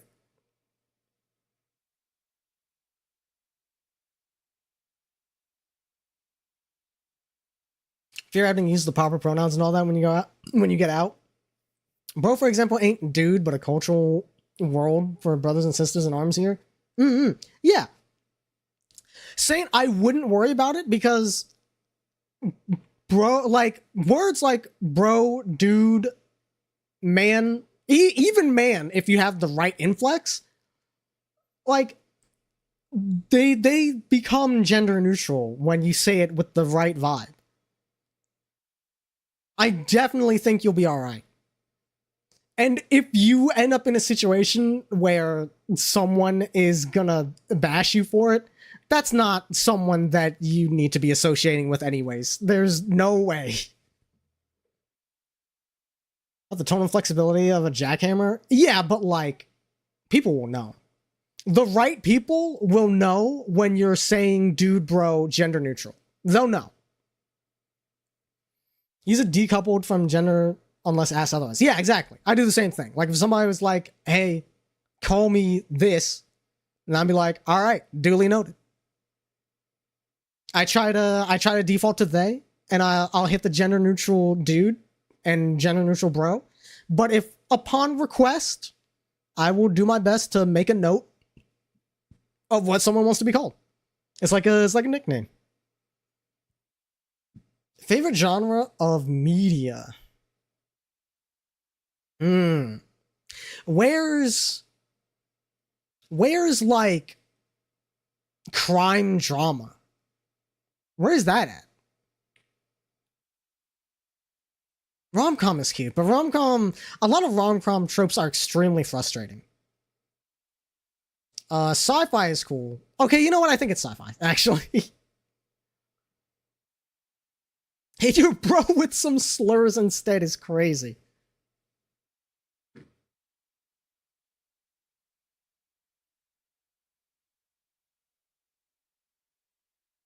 Man, a bunch of birthdays tomorrow. I'm getting a bunch of alerts on my phone.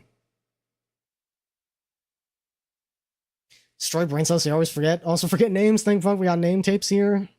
Excellent, excellent. Not the Clanka. I'm sure Clanka will get only more widespread as time goes on. If you were stranded on an island and could only bring one thing, what would that thing be? Okay. Phone, not useful because you're gonna run out of battery real fast and then you have nothing. And presumably you cannot call for help. Lighter would be very useful until it runs out of fuel. I don't know how to play any musical instruments, so aside from the material value, which I don't think you'd really get anything out of, book could be used for fires once you're done reading it, and then it's an expended resource. A Swiss Army knife is a tool. It's many tools. It's not like, you know, it's small, so you're not chopping down trees and shit, but you could at least fashion some sticks and some rope with plant fibers, make a fishing rod, make some fish, gut some fish, and hopefully there's like a striking surface on it that you could get some sparks off of, maybe. I feel like that's your best bet. Gun, assuming it comes with ammo, you only have so much. But it would be the most efficient way to take yourself out. So honestly, that might be the move. Especially if I'm stranded on that island by myself, I'm the hopeless type. I say that, but Push comes to shove, I genuinely don't know if I'd be able to go through with it. I'd want to, that's for damn sure, but that's tough. I guess on principle, I'd go Swiss Army knife. That's the only thing here that's like a proper tool and it's multiple tools. Got hooked up a vendor in network for a price sells S23 tacticals? Yo! That's fucking slick, dude. Misread phone is piano. They already had musical instrument, bro.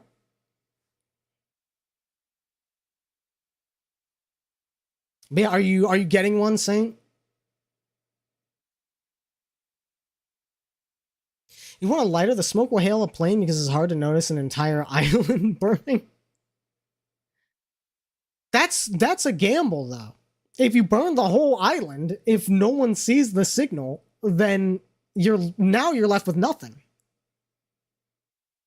But I do see your point. Chances are someone would see it, and then it would get news coverage, and maybe someone will show up to investigate. Someone will probably show up to investigate because like whatever the closest government is would have to be like, hey, what the fuck is going on over there? Stumbled upon a dead body laid on the side of the road. A quick glance around and tells you you're alone. Weird. That is not my problem, bro. Are you fucking crazy? The killer could still be at large. You got me fucked up. Which aesthetic? All right, this one's good. This one's good. Cyberpunk might be the move. Jack Academia? Nah. Monochromatic? Nah. Cottagecore? No, that's foul. Minimalism? I like Cyberpunk better. Kawaii is... No, I like Cyberpunk better. Voidpunk? Nah. Crowcore? That's also foul. Solarpunk is very foul. Preppy? What is it? Scooby-Doo? Y2K? Y2K is strong, but I think Cyberpunk is the move.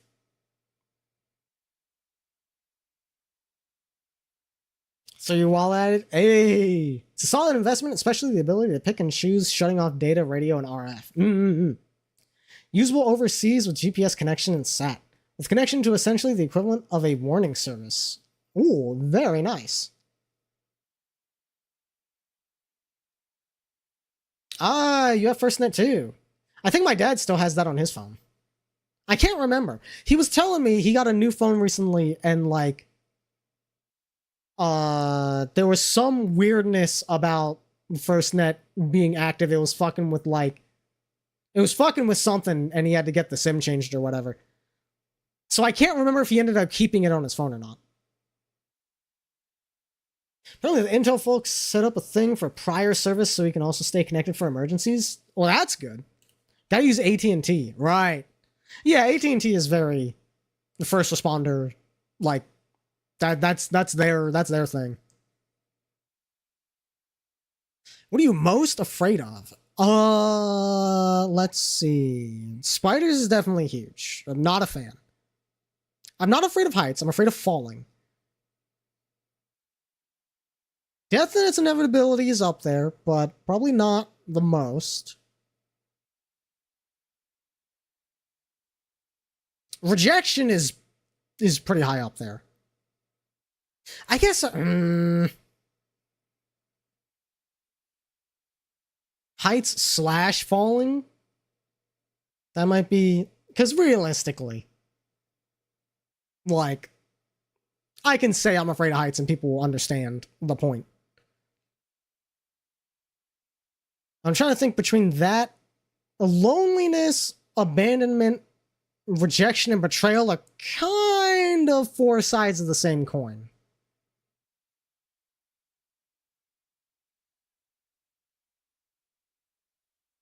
I wouldn't say I'm paranoid enough for betrayal to be my biggest fear.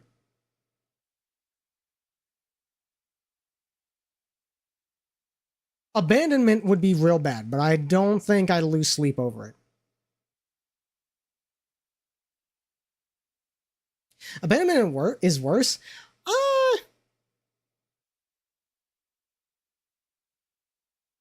Abandonment, I think it depends It depends on context, because betrayal could be literally stabbing you in the back, at which point they have abandoned you and also actively harmed you in the process. Abandonment is like they just never showed or was there. Yeah. True. Abandonment is uncertainty, and uncertainty is fear. That's the mind killer.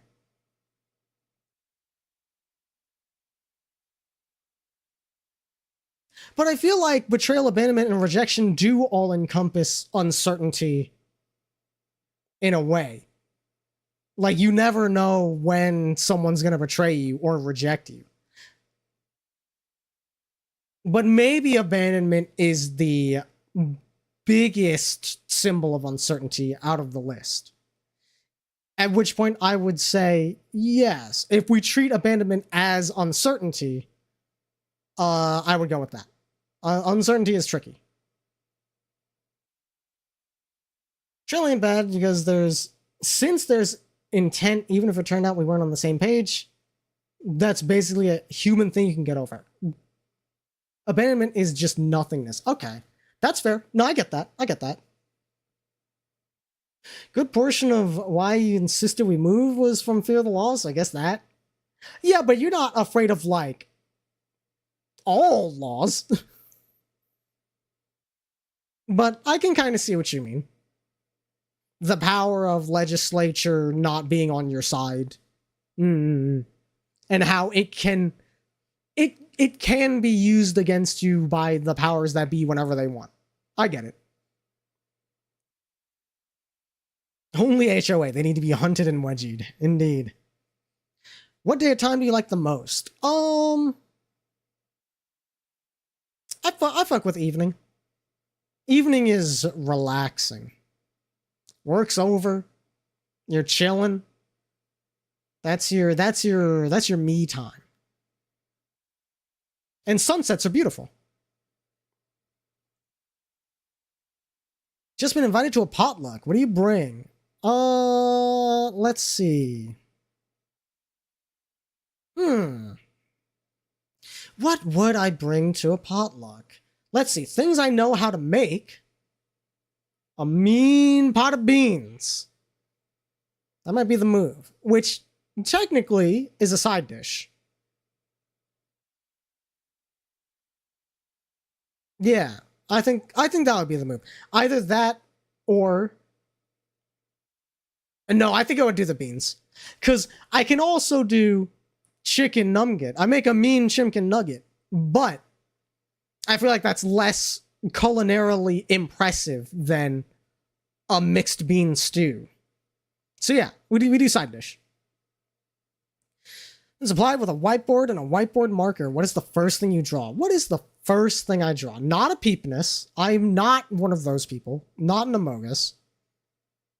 What is the first thing I would draw? Probably a design. That's usually what I do when I'm just filling space.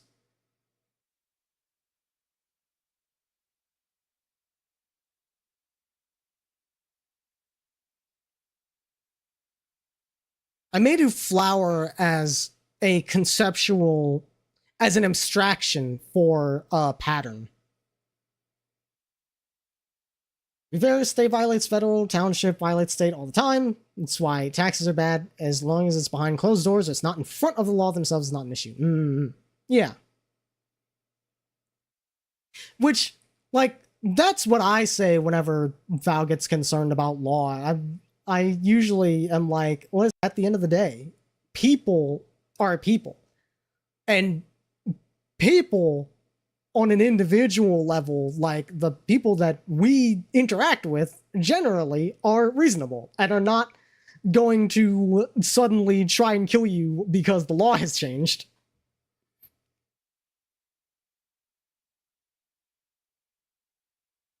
Yeah, everybody just wants to live their life. But yeah, I go for flower, for an abstraction, for a pattern. Text your best friend right now. Ask them if you're a cat girl or a dog girl. Am I a cat girl or a dog girl? Or other? Am I cat girl, dog girl, or other? Cat? Okay. That was the first response. Kakarot by nature? What is that supposed to mean?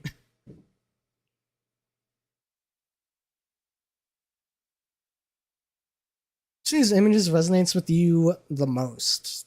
That's El Wee Wee. Definitely not that. Bro Moment's kind of huge. Definitely not that.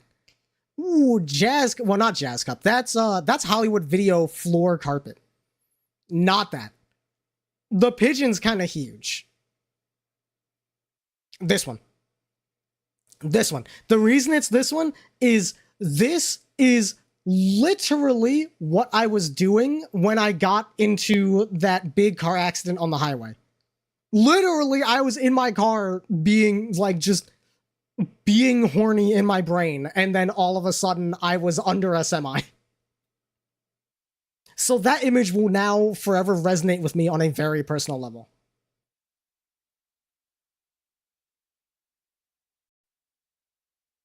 Also, fuck yeah, St. Abington Boys School. I almost said Boys Club.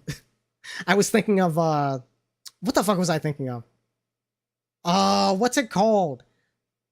Oh, the Host Club. The Host Club anime. The fuck is that show? Does it start with an O?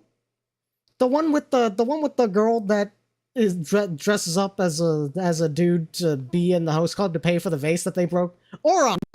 I was thinking of Oron Host Club, so I was like, ah yes, Abington Boys Club. Very withdrawn, but also very mischievous. You present yourself with Banui, but you have a lot of cat traits. Fair enough. Oron was goated. Did it ever get a remake? Or am I thinking of Fruits Basket? If we ever got an Oron remake, I am duty bound to watch it. But yeah, this song fucking rules. Yes, it's the this question. Fucking hello, purple guy. All right. Do I like the author of this quiz? Not anymore. You know what? I wouldn't go so far as to say not anymore. I feel like that's too mean for this kind of derailing. We just hit him with the WTF.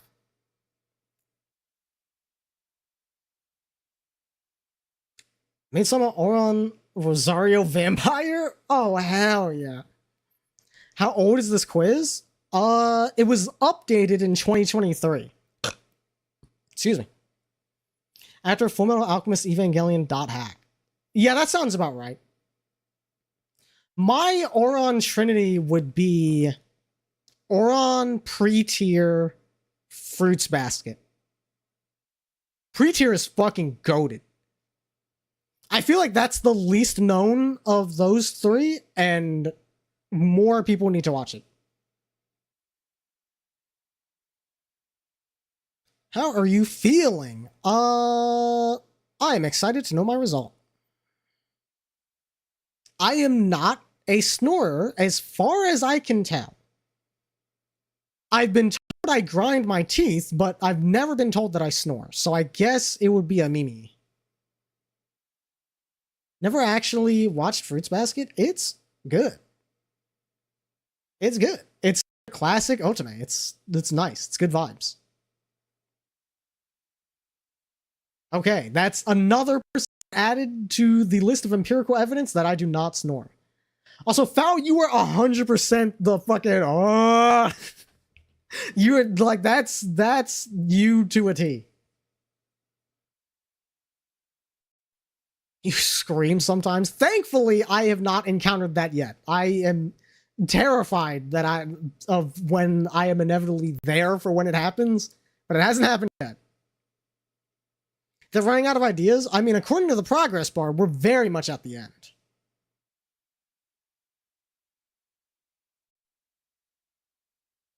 Of the oldies, Golden Boy, Appleseed, Demon Lord Kyo. Demon Lord Kyo? Nah. I'll have Samurai Deeper Kyo instead. That's a fucking classic. Trinity Princess Tutu Zenki Inuyasha. What would my Inuyasha Trinity be? Hmm. I mean, that's Toonami at that point. So my Inuyasha trainer would be like Inuyasha. God, what else was on? Inuyasha, Big O, and Yu Yu Hakusho. Yeah, there we go. Stop Your Nightmares. Let's go! I'd like to think so. Demon Lord Dante. Oh, okay. Saber Marionette feels like a better fit for that trinity, yeah. Samurai Deeper Kyo, Sayuki, the Gokusen. Oh, but no, Gokusen fits better with fucking Cromartie High. But then I don't have a third for either of those. Okay. We'll go Samurai Deeper Kyo, Sayuki. No, there's gotta be a better fit. I know I have one, but I just can't think of it. So yeah, we'll go with Gokusen. When in public reading Smut Fluff, can you keep your face impassive? 100%. I can fucking lock in. I may occasionally hit the shake my head, like the performative shake my head to signify that whatever happened in the story I don't agree with, but I can fucking poker face when reading. I don't want to. I'll crack a smile if I'm reading some fluff. I'll chuckle. But if I needed to, I could stone face it. I think between Lero from Magical Pokemon and Oka. Sorry, you mean Lero from Wolf Girl with You? Sorry, I'm not familiar with Magical Pokemon. And Oka from Dot Hack Twilight. You were cooked for what you'd be since you were a wee. Yeah. Yep.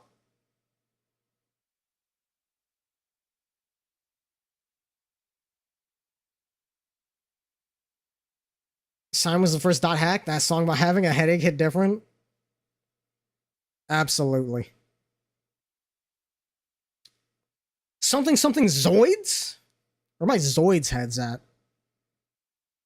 Which fanfiction site do you read on? Fanfic.net. The OG, thank you very much. Oh, reliable.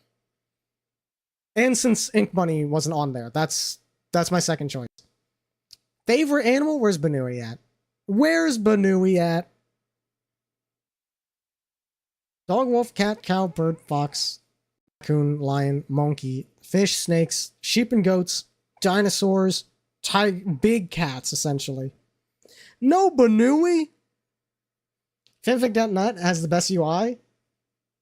If only they had tags, but it's not bad. Okay, admittedly, I haven't been on fanfic.net in a long time. They don't have tags?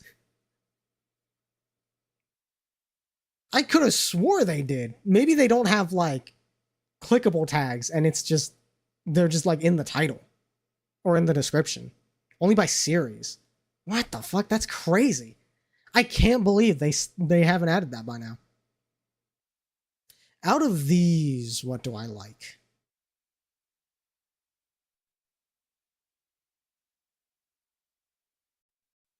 Okay, I'm going to go off of Zoid's rules. Out of these, which would I pick as a Zoid? And I think it's gotta be a tie between Dog and Wolf, because the Koenig Wolf is one of the coolest Zoids bar none, and it's not even close. And Dinosaurs, because I love the Raptor series and like the gun snipers and that. But no, I think it goes to the Koenig Wolf. Loner Alpha? I don't think so. Let's read it. Let me see how accurate this is. Impatient? Maybe. I mean, I'm definitely impatient with this long-winded ass intro. See no reason to have an Omega by your side. Excuse you. Well, I mean, okay. I can see the loner vibes. I have said myself that I think I literally said I'm a bit of a loner during the fucking Myers-Briggs. So you know what? That's fair. Loner alphas are often introverts and geeks. That makes sense. Preferring to spend their time in their own little corner, 100%. More likely to have phantom friends than life friends. So yeah, I think I have built my friends through my fandoms. Yeah. You know, worth the spite and keep plugging along. Art or a science kid? Yeah, I feel like I qualify as both. Got along well with your history teacher. What teacher? No, my best friend teacher was my interactive media teacher in high school. 100% goated.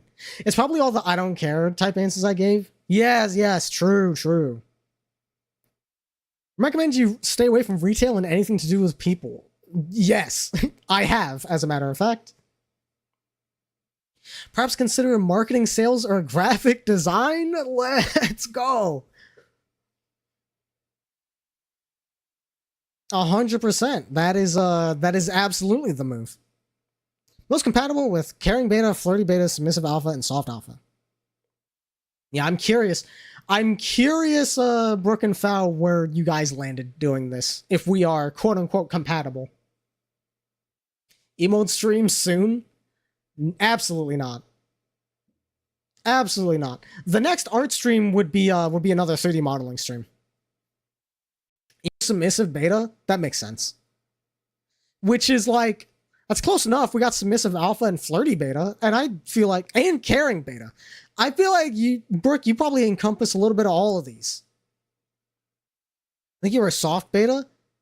Same with you, Fal. You got a little bit of all of this, except maybe flirty beta. The spectrum prevails. Okay.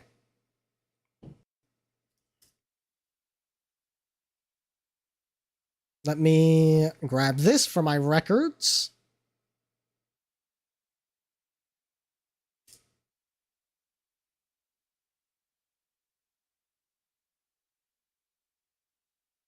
Soft alpha, submissive omega, flirty beta, according to Scar server search. Imagine having an alignment. Embrace chaos. Guess what, Saint? Embrace chaos is an alignment. Okay, time for the big one. Also, it's already 9 o'clock, so there may not be a whole lot of time for what is it? Super Alloy Crush? We'll see. Maybe I can get through like one level. Start anonymously right now. I'm not a robot. Next. Okay. Show more specific. Man, it's fine. For a short and simple test with reasonable accuracy. I feel okay. I have to take the full test for maximum accuracy. Show all questions. Which means we're definitely going to be here for the rest of stream. This is going to take up the rest of the stream. I can promise you that. Brother. Prefer not to say. You do not need to know. Alright. I'm like right on the cusp. Let's say 31, 35.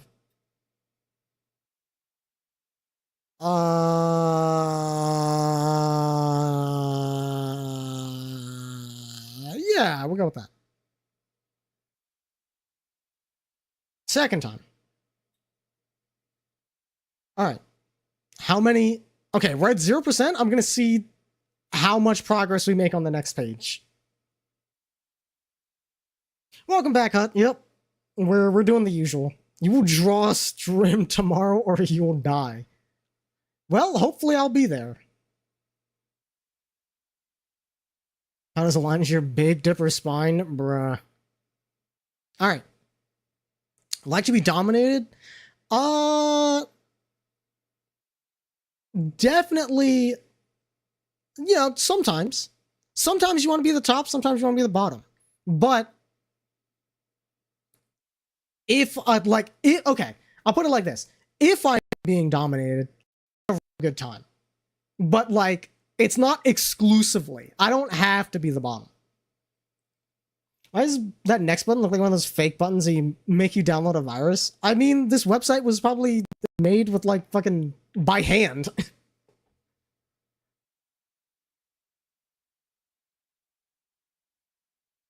I was hoping the email would have a hint as to what the domain host of this is, but not. Like receiving pain. Okay, let's see. Nails, a little bit of biting.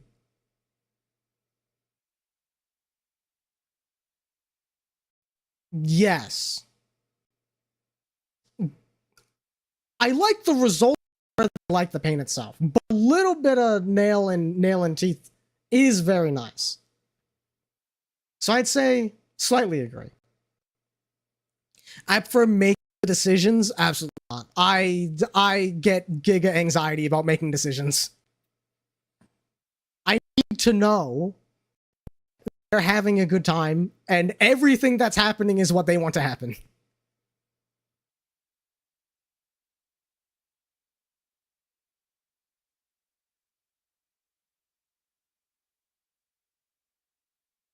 Seeing as they throw AI at everything these days, I'm sure some AI Omegaverse something exists, yeah. Don't mind a little playful resistance. I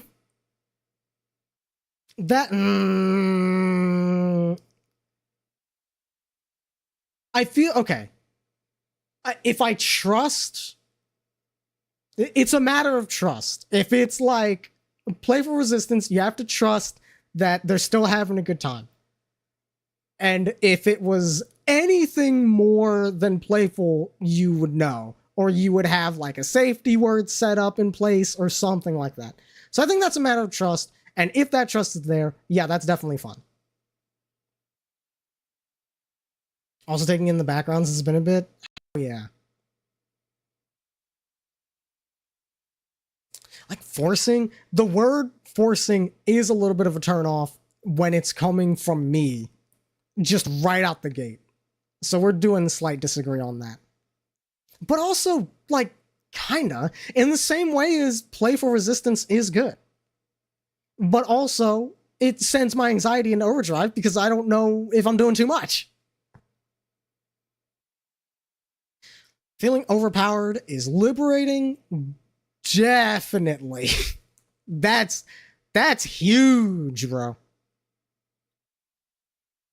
Okay, so one page is 6%. So let me do some fucking quick math here. 100 divided by 6 is, there are roughly 16 pages to get through, so that's fine. That safe word is Streptococcus pneumoniae. I mean, to be fair, nobody is saying that by accident. Unless you're doing, like, doctor play. Got that prey instinct in them? Indeed. Listen, sometimes you just want to get bored, and there's no more overpowering than that. Just get fucking 8, bro. Would like to get with multiple people? I mean, it would be I would say regular agree. I think it would be a fascinating experience. That would be a really cool thing to just have on the resume. Enjoying people watch me? Nah, I'm not into that. Ideally, I could command my partner and then obey like a puppet. Nah, not into that. That does not make me comfortable. I don't like making decisions. Yeah. I'm big anxious about making decisions. Like making them do disgusting stuff? Nah. A lot of like, I think I've talked about this before. I know I've got the piss reputation, but that is definitely something that is strictly for fiction. And even then, it's not about the piss, it's about the embarrassed expression.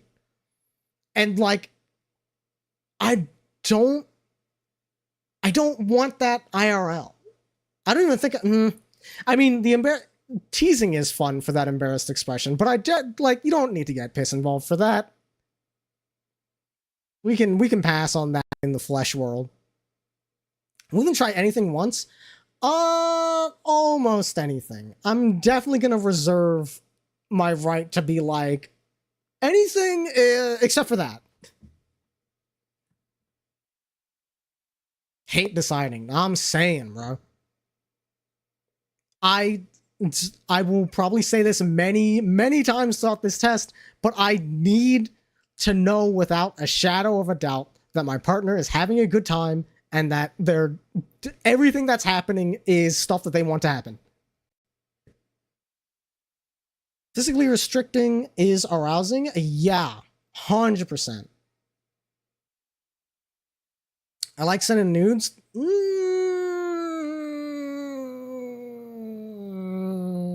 I mean, kinda. It's the sort of thing where it's like, thinking about it is arousing. But then, like, you do it and you feel, at least I do. I feel so fucking dumb immediately afterwards. I'm like, this is fucking cringe, dude. Like to be helpless? Hell yeah. Sometimes I wish English was more like other languages where there are accents and stuff to let you know tone and context. English is hard. Yeah. I mean, English has tone, but it's very, like, I guess undocumented? Because there's definitely tones in English, but we don't have like indicators for it aside from /J, which I've seen some videos that go over the issues with tone indicators. At least some of them, some of the less useful ones. You need to be in a conversation in person, which we lose online. Yes, yeah. That goes into what I was saying, how English lacks those indicators. Yeah, I agree with that. Receiving care is some of the main things I'm looking for. It's, I like to be on both sides of that. Sometimes you like to be the caretaker, sometimes you like to be the caretaken. I've mentioned that. I think for large age differences. Listen, I'm a MILF enjoyer, and that's about it. That's about as far as that goes. And that's not really about the age difference. That's more about the vibe difference. I guess I'd put neutral. When it comes to sexual acts, my partner's discomfort is pretty much irrelevant. Could not disagree more.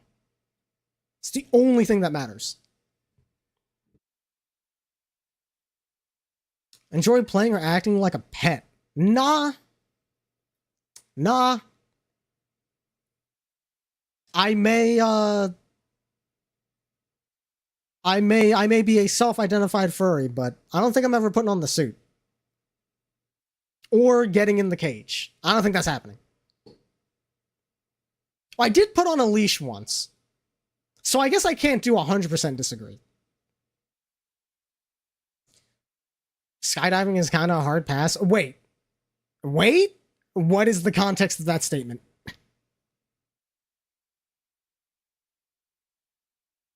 Giving care is one of the main things I'm looking for. Yes. Oh, there's no back button. I want to see what I put for, like, the other version of this question, because I wanted to do the same way. Well, I like giving. So I'll say relative agree. Trying to write up and design a military applicable tactical furry suit. Oh, I see. Is that a person, not just local fauna? Yeah, that's like it's an evolutionary ghillie suit.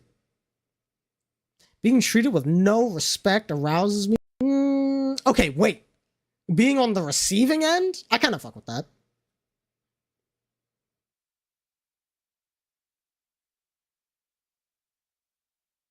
Skydiving was what you thought? Okay. Absolutely seen a very realistic dog suit before that just looked like a dog. I feel like that's gotta be not good for your bones. Like, to be in dog position, we're not built for that. So to be in a dog suit and have it be convincingly dog, that's bad for your joints. There's no reason why sex would have to happen in private spaces. Okay, but, like, I can very clearly think of a reason, and it's if you want it to be. If you want it to be in a private space, that's 100% a reason. So, yeah, hard disagree. Often put up a fight in bed? No. Well, okay, I can't super strong disagree. I don't currently.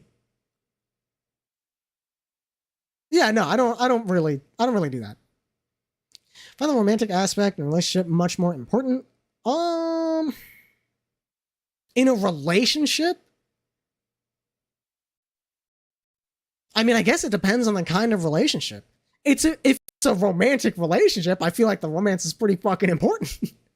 But it's strictly for business, BDSM, like, we're doing this for sport, we're doing this for the love of the game, then romance doesn't necessarily have to be involved. I'm gonna go neutral on that. I think that's completely context dependent. Currently have a mistress in my life? No. Strictly semantically speaking, no. I do not have one in my employ. I have mixed feelings on furry suits, but the dog suit took us you and how much dedication there's in that. Yeah, like that certainly has novelty to it. I like to serve in a formal setting with explicit slave training, prescribed physical positions and rituals, etc. That is way too much work, bro. It would be easier to just host a fucking D&D night. My ultimate goal in life is to please my person. There's hardly anything I wouldn't do to reach that goal. 100%. I love if I say 100% and then don't click max agree, but like, there's wiggle room for that. There's like, I'm a little selfish sometimes. Sometimes I gotta have my me time. I have a need to constantly try new things. Yeah, a little bit. I definitely wouldn't want an exact routine. You know, you gotta mix it up. But also, having all reliable doesn't hurt either. Assuming I was single, I would like to join an existing couple or polygoose relationship for sexual and or emotional purposes. Considering that is a thing that I did, yeah, I guess I can mark a pretty fucking strong agree on that one. Being physically restrained is arousing. Okay, wait. Oh, right. Okay, this is the opposite end of being the one doing the restraining. Yeah. I fuck with both. I enjoy feeling like prey. Yeah. Not necessarily like, I don't want to go strongly agree, because you can definitely go too far with that, but like, yeah, I fuck with that. We've established that. If all you want in life is cuddles and head scritches, yeah. I mean, listen, there's someone that will give you cuddles and head scritches. I promise you that. They exist. They're out there. Fao is mostly like that, to be fair. So, assuredly, there are other people like Fao out there. Do you have any sort of specific wish? Okay. I feel like I have a broad set of interests, so I don't know if that means I should disagree with this or agree with this. Don't have any sort. Okay. Definitely not. Definitely not agreeing with that, because I have a lot.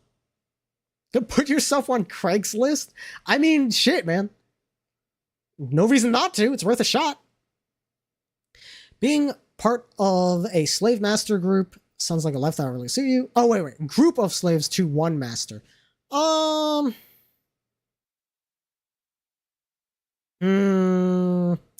feel like I would rather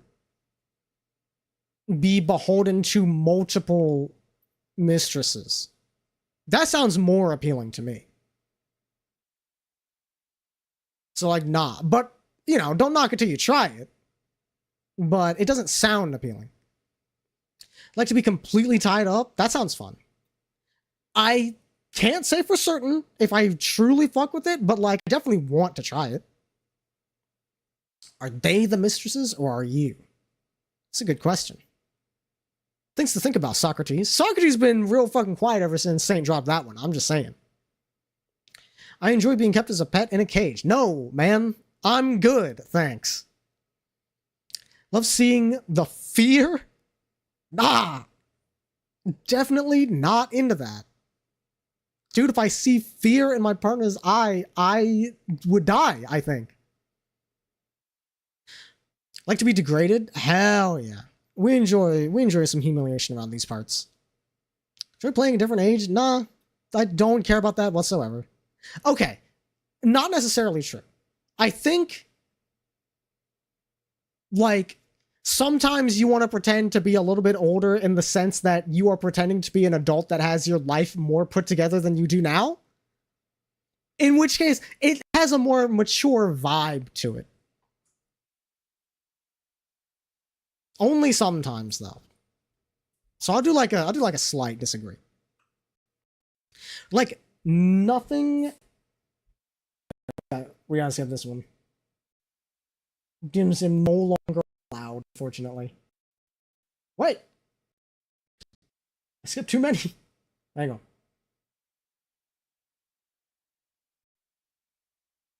There we go. Never heard anyone else explain that? Yeah. See, that's the thing, like, with very slight age play, I can understand because, again, it's the, it's not about the number, it's about the vibe. It's a maturity thing. Like I said, with the MILFs, you're looking for the MILF vibe. It doesn't necessarily have to be somebody that is whatever fucking age. Power plays, yeah. It's very much a power play sort of thing. Like, nothing to be a 24/7. You lost me at 24/7. We can't be. I don't think there's anything that I want to apply to myself 24/7. Shoot my partner with little or no respect? Nah, bro. We don't do that. We don't do that around these parts. I'm drinking my respect women juice every day. Like being forced into submission? Much more than submitting. Not necessarily. I'm neutral on that. I like both. Show me a permanent state of the self, and I will show you a featherless biped. I was trying to find something and I couldn't. I like when my partner is completely tied up. Yeah. Not 100% agree, but like, yeah, the idea of that is arousing. I'm guzzling respect women juice. Yeah. You know what? That's the one exception to the 24/7 rule. That's the only thing I'm doing 24/7 is respecting women. Plenty of fantasies I would like to try out. More than most of my kinky peers, that's really arrogant. I would not deign to know the true level of freakdom that my friends hold within their heart. But I will say that I do have a lot of stuff I want to try out. So I can agree with that part at least. Find it adorable? Nah. Nope. Not interested. Could be submissive now and be dominant another time. Yeah, definitely. It's fucking it changes day to day.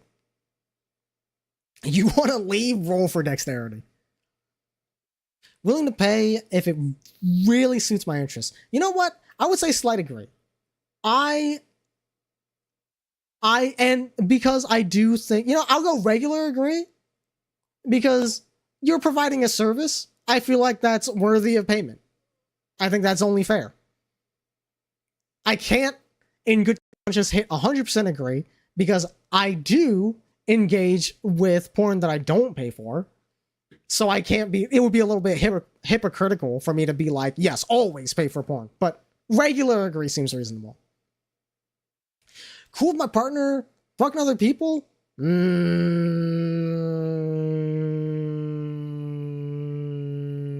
Yeah, no, I'll go strongly disagree on that. I'm not interested in sharing. Unless I'm also involved. But I don't know if that counts as them. Okay, I'll do regular disagree. Account for the outlier where I am also involved. Because I'm cool with that.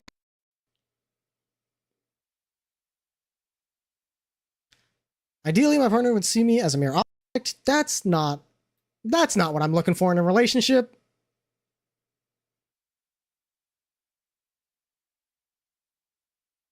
Fortunately, I'm a one-trick pony, and that pony is a dog. Yep. What the fuck is neurotic? What are you... Oh, wait. Where? Is neurotic showing up here somewhere?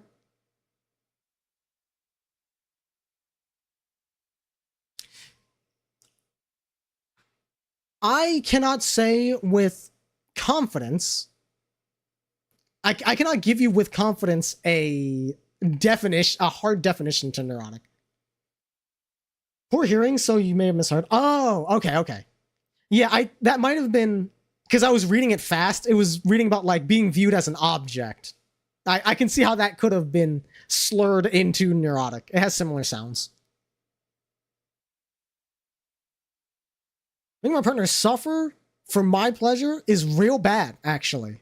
That's real bad. Can't think of a worse thing in life, actually. Living with a group of slaves. Nah.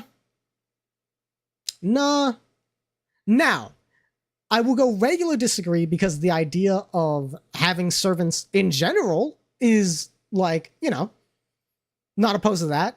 In a non-sexual sense, like literally having maids and butlers, I would feel bad to a degree. But also if I'm in a position where I could have like house staff, that could be kind of cool. And by doing that, we're providing jobs for people. And I would like to think that if I had maids and or butlers, I would be real lax with them. Just be like, just make sure the chores get done. I'm not a slave driver over here. Live your life, bro. And I would like to be friends with them, ideally. It says slaves, sir, not employees. You know what I mean. That's super bad, and not the McLovin kind. There's some TikTokers who would agree with that first one. Oh, I'm sure. Yeah, TikTokers really are bio AI.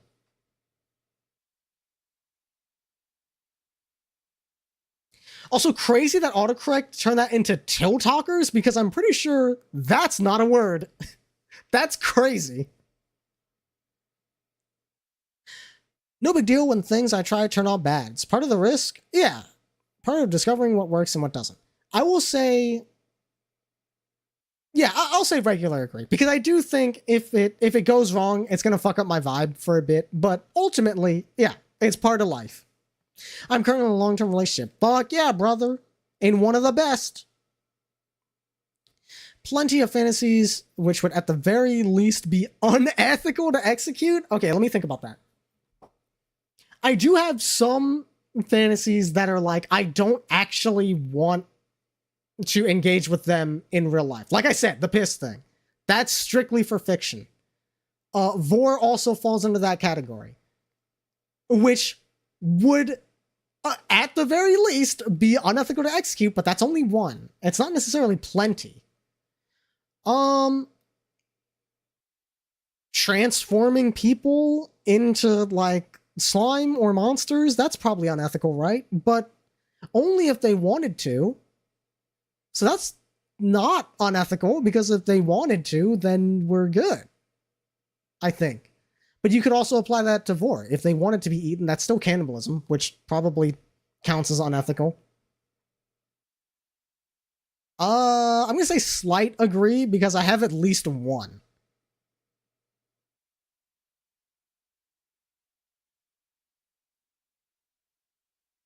I like to provide with explicit training. That's too much work. I don't care. That's way too much work. Questions like these, I tend to go for the extreme answers rather than the middle answers. Definitely not. Which is that's a weird, like, gotcha question, but I feel like I have demonstrably shown that I do not go for the extremes very often. Why is this remix so good? Bro, it is so good. One of the best Sonic Riders tracks, and it's not close. Want to become an Eldritch Horror in a top hat like the yellow one, but stylish? Yeah, but like you want to, though, so I think that counts as ethical. I enjoy keeping my partner as a pet. Definitely not, dude. I could never put them in a cage. If I could not fulfill all of my partner's desires, I would encourage them to see other people. Okay, this is... I'm not going to say hard disagree. I would not encourage them, but I would also feel bad if I could not do it myself. So at the very least, the consideration would be there because I would feel bad. And bleed for this OST? Hell yeah. As in, like, play this song whenever, I was gonna say whenever you're ovulating. I don't know if that is necessarily, that necessarily 100% lines up with bleeding. Whenever, just have a pad that just plays this song, essentially. That's the move. You've been doing it way too often then? Fair enough. One of those haptic pads, yeah. Foul, I'm not putting you in the crate. I'm not stopping you from putting yourself in the crate, but I'm not going to put you in there. But having multiple partners while I'm monogamous sounds like a perfectly acceptable situation. Nah, I want the unit. We're in this together, all right? Went for the joke you were avoiding. That's me. You know I'll always do it. Often behave in animalistic ways. Nah, I'm like silent. Sometimes I wish I wasn't, but then other times I think about it, I'm like, nah, but then I feel like I would cringe so much more afterwards. I can't, dude, I just thought about getting down and then howling at any point during that process. I'd fucking lose my shit, dude. I don't know how anybody can do that and not immediately just break every ounce of tension in the room. Do some porn acting next time? No thanks, man. I think cringe is what's holding you back from dogging completely, and that's why cringe is important.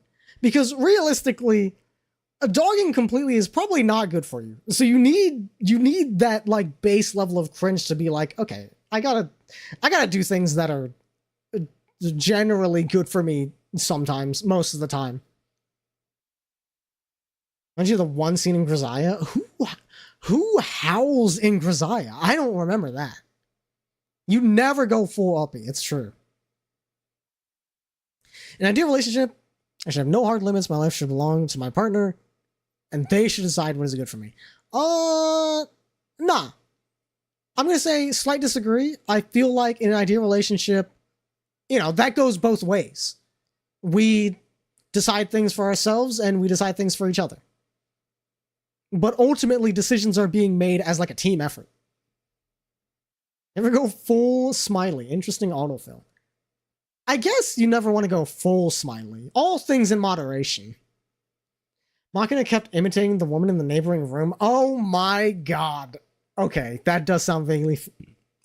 That sounds vaguely familiar, actually.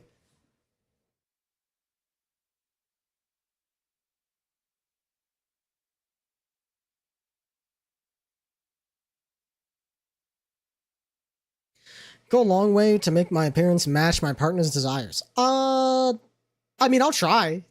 I'm not gonna make any promises, but I'll try.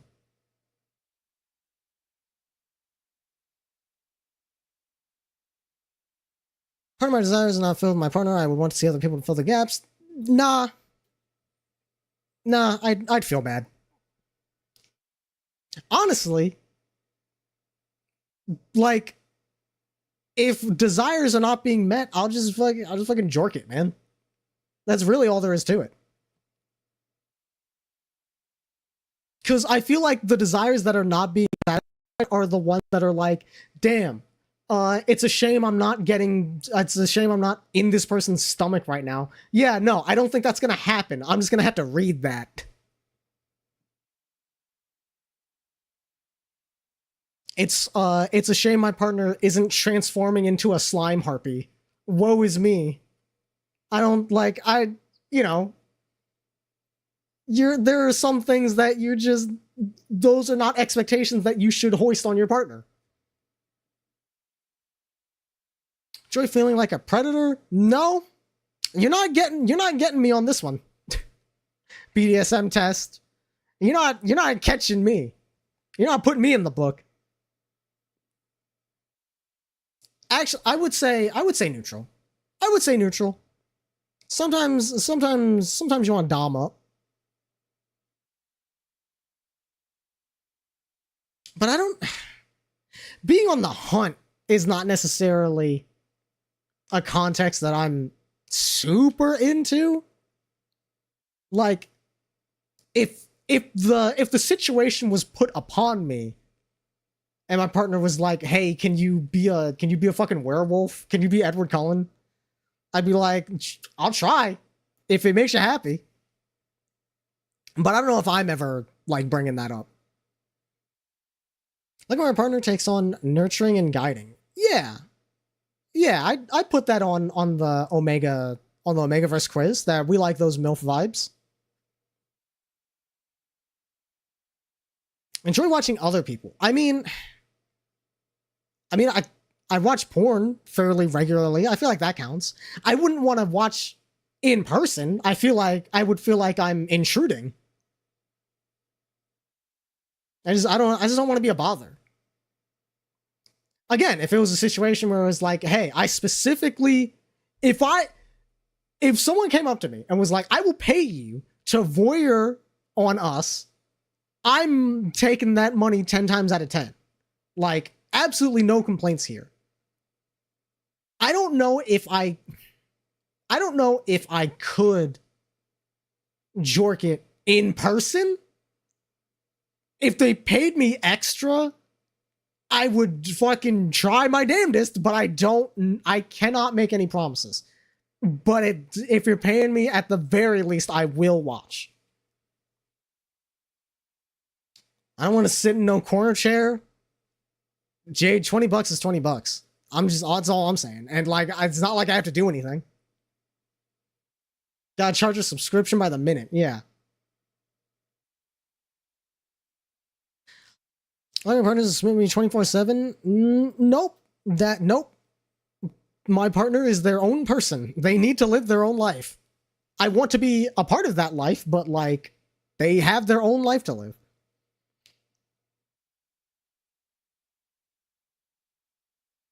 My partner is to be completely in charge. It depends on the day. I'll go slight agree. It depends on the day. Actually, I'll go regular agree, because if they tell me what they want, then again, this loops back to me knowing that they're having a good time, and what's happening is what they want to happen. So yeah, fucking boss me around, bro. It gives me closure.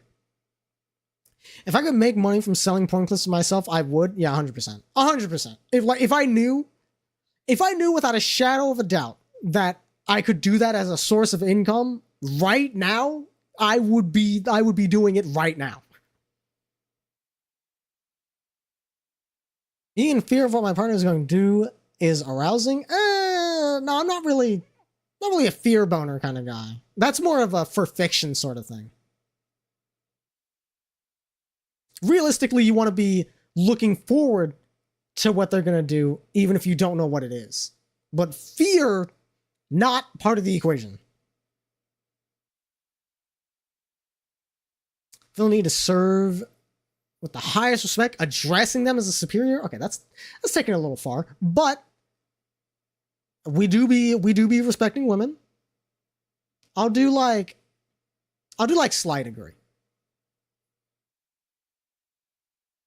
If you thought we were attractive, that would be an easy way to make money. Yeah, I mean, that's the thing that stops a lot of people, I feel, is like, you know, I think there are a lot of people that are not above doing sex work, but they feel like, I wouldn't make it in that field. I don't look good enough for it.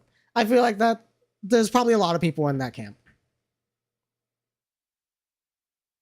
Talking back to one's dumb in a teasingly disobeying way should be part of the fun. 100%. That's like the best kind of subbing. When it comes to sexual acts, my own discomfort is pretty much irrelevant. Yes. But how much yes? I'm gonna say regular agree. I'm really waffling between regular degree and slight degree. I'll go regular degree.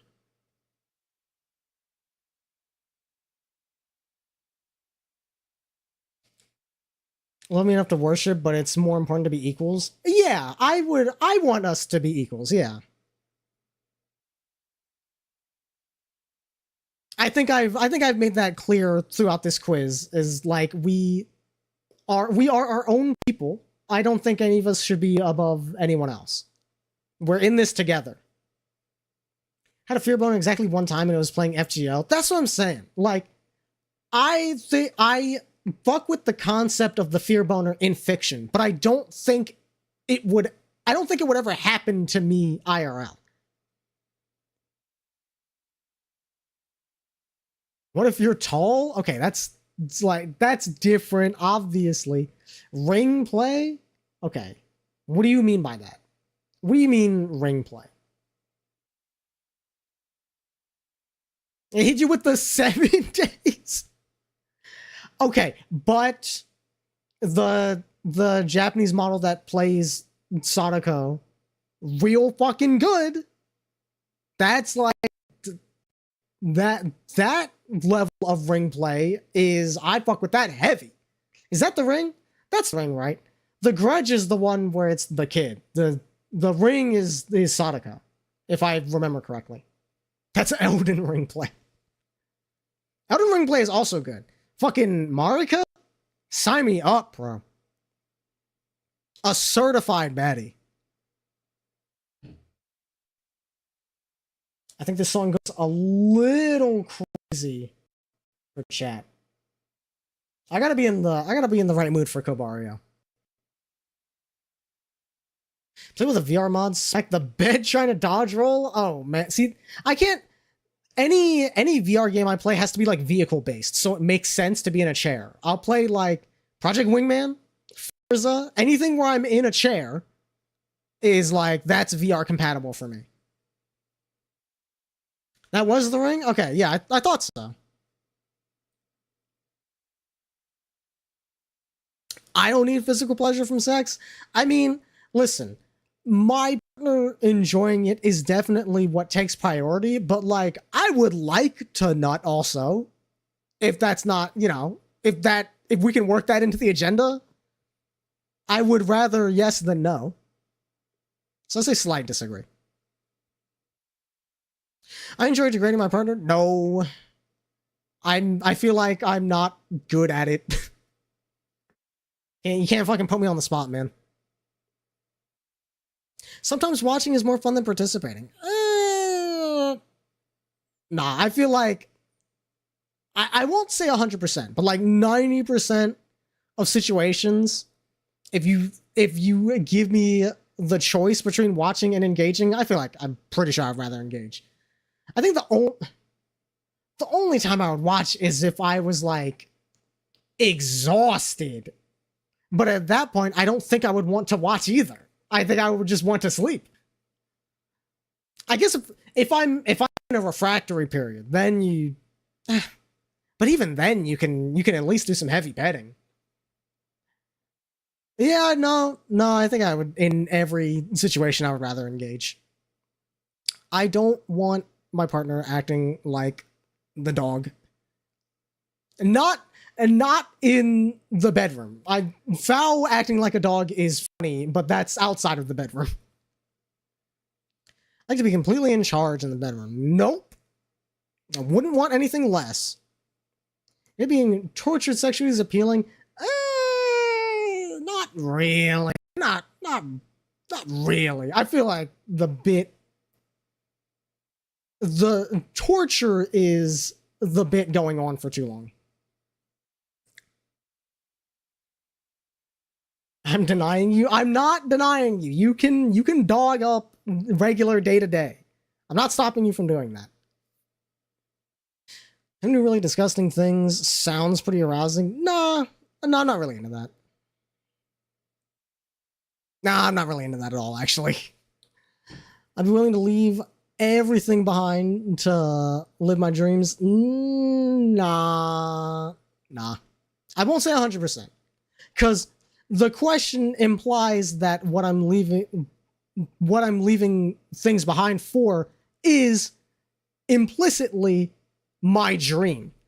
So, like, would I leave everything behind for my ideal, excuse me, BDSM scenario, whatever that may be? Nah. Because I like where I'm at. I don't necessarily want to leave behind. You do it, but I know how you treat your pets. Yeah. Yeah, that would be like that would be a cuddling thing. Like inflicting pain? Nope. Except, okay, I'm not gonna 100%. I don't like inflicting pain, but I like seeing the marks. I like seeing the marks. And I'll spank a bitch with the best of them. But don't want to actually inflict pain.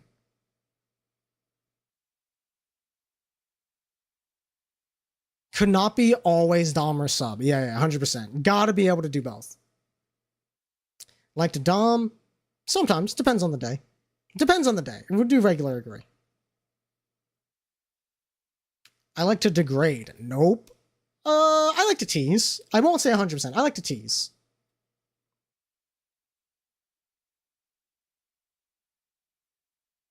What if there was a paddle, or better yet, a bug zapper?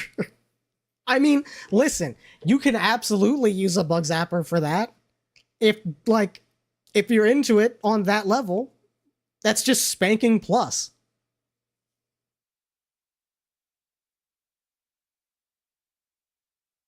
This is perfect BDSM test music. Absolute bangers. I'll naturally take on a nurturing and guiding role. Naturally, not necessarily. And I feel like I would kind of struggle to do that if requested to. Like, I'll try, but only upon request. It's repeating a lot of questions. So what it's doing is there is a copy of every question for being on the giving end and being on the receiving end. On top of there being some questions that are like similar vibe, but we're framing it in a different way.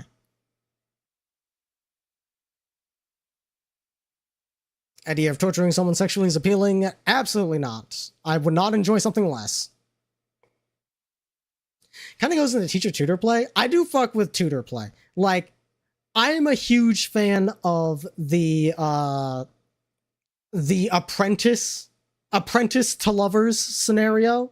Like, going back to Grisaya, what the MC's got going on with his mentor. I'm huge into that. I think that's super romantic. If my partner would enjoy using me as zero, no, I'd happily let them. No, not IRL, bro. We've gone over this.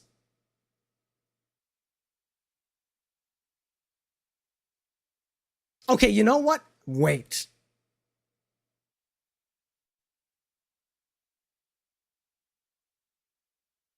If we're in the shower and they were like, hey, can I piss on you just to say that we did? And we're in the shower, so it's getting washed off immediately. I'd be like, yeah, fuck it. Yeah, fuck it. For the content, let's do it. That's the one scenario where I'm going along with it. Okay, Sensei like a Blue Archive character. Oh, brother. The community scarred you. It's crazy. The Blue Archive community being able to exist in the capacity that it does is crazy to me. But also, Kana is absolutely goated. That is like my one Blue Archive exception.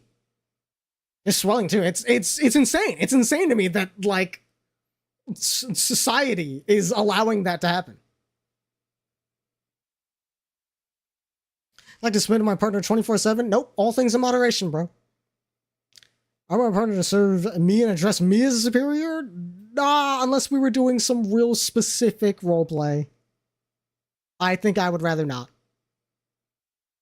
Victory lies in audacity. I suppose that is true. Yes, you gotta Sometimes you gotta gatekeep to keep the bloodline pure. Nah, I'm good, bro. Joy being degraded? Yeah, I fuck with that. Want to meet more like-minded kinky people?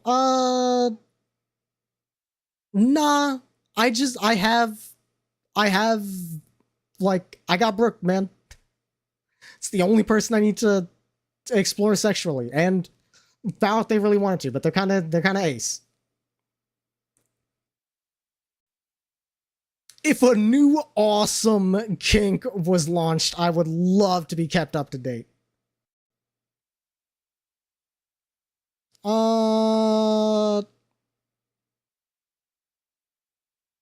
I mean, it would be cool, like, just to know about it. I think that'd be interesting.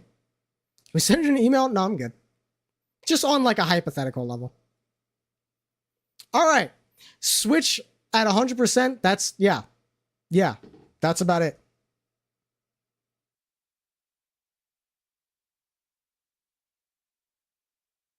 Okay, and we grab this for my records. Excellent. This is excellent data.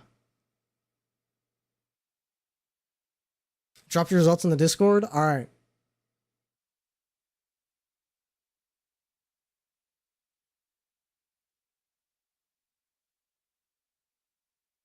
Yeah, this is more or less what I remember from what you got last time. It feels pretty similar.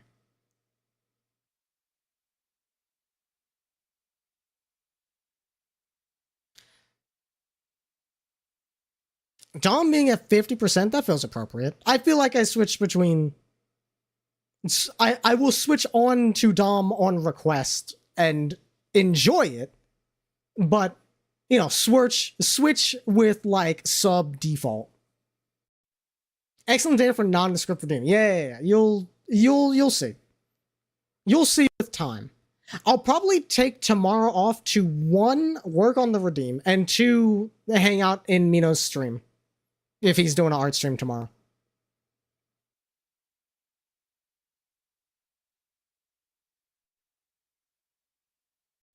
Alright. Now that all of that is taken care of, close that out, and we have enough time to hopefully do, like, the intro stage to Super Alloy Crush.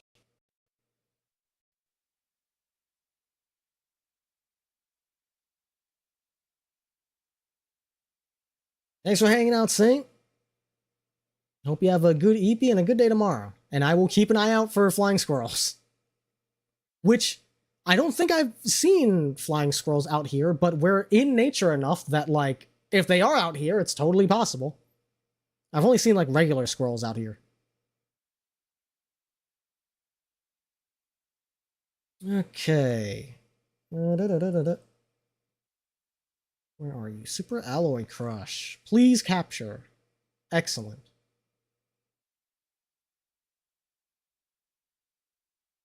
I wish this window was bigger. The CRT filter is going crazy. And the music is real good. Holy!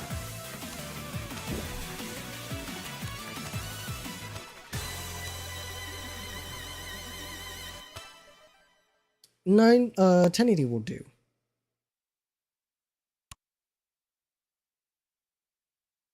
Because I don't think I can... Yeah, I can't do that. And if I do... Let's see. If I do this, it's going to get cut off. At the bottom. No, that's alright, actually.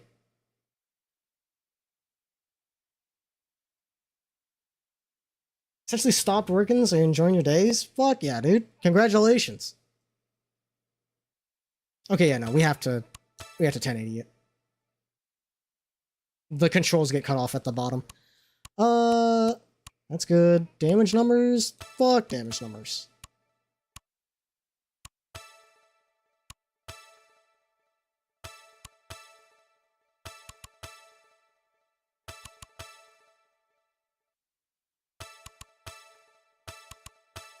The CRT filter might be a bit much. I'm not usually a CRT filter kind of guy. We can leave it. Wait, hang on. If we do CRT on,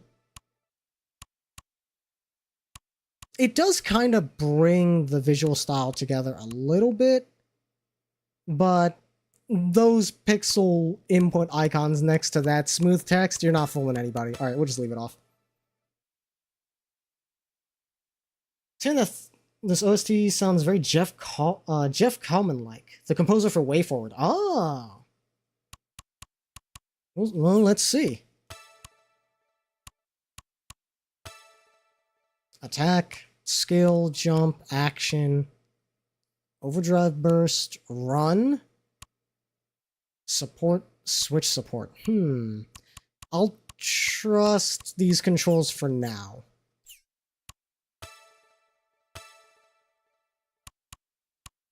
Give me the robo. Well, they're both robo. Give me the girl.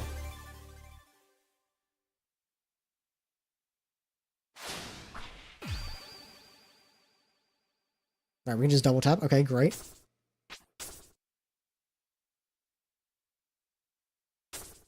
We have run and dash. And dash makes you run anyways. Okay. Okay, so right away I'm going to change that. Damn, the animation is crazy.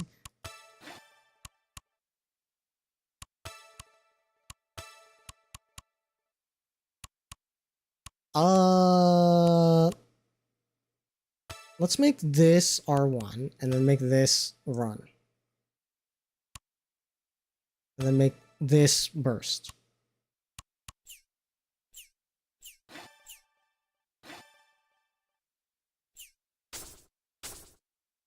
Yeah, that feels right. That's Mega Man.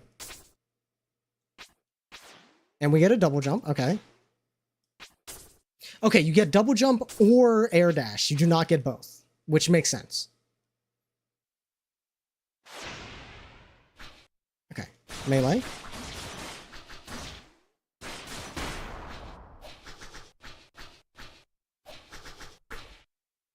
Okay, okay, nice.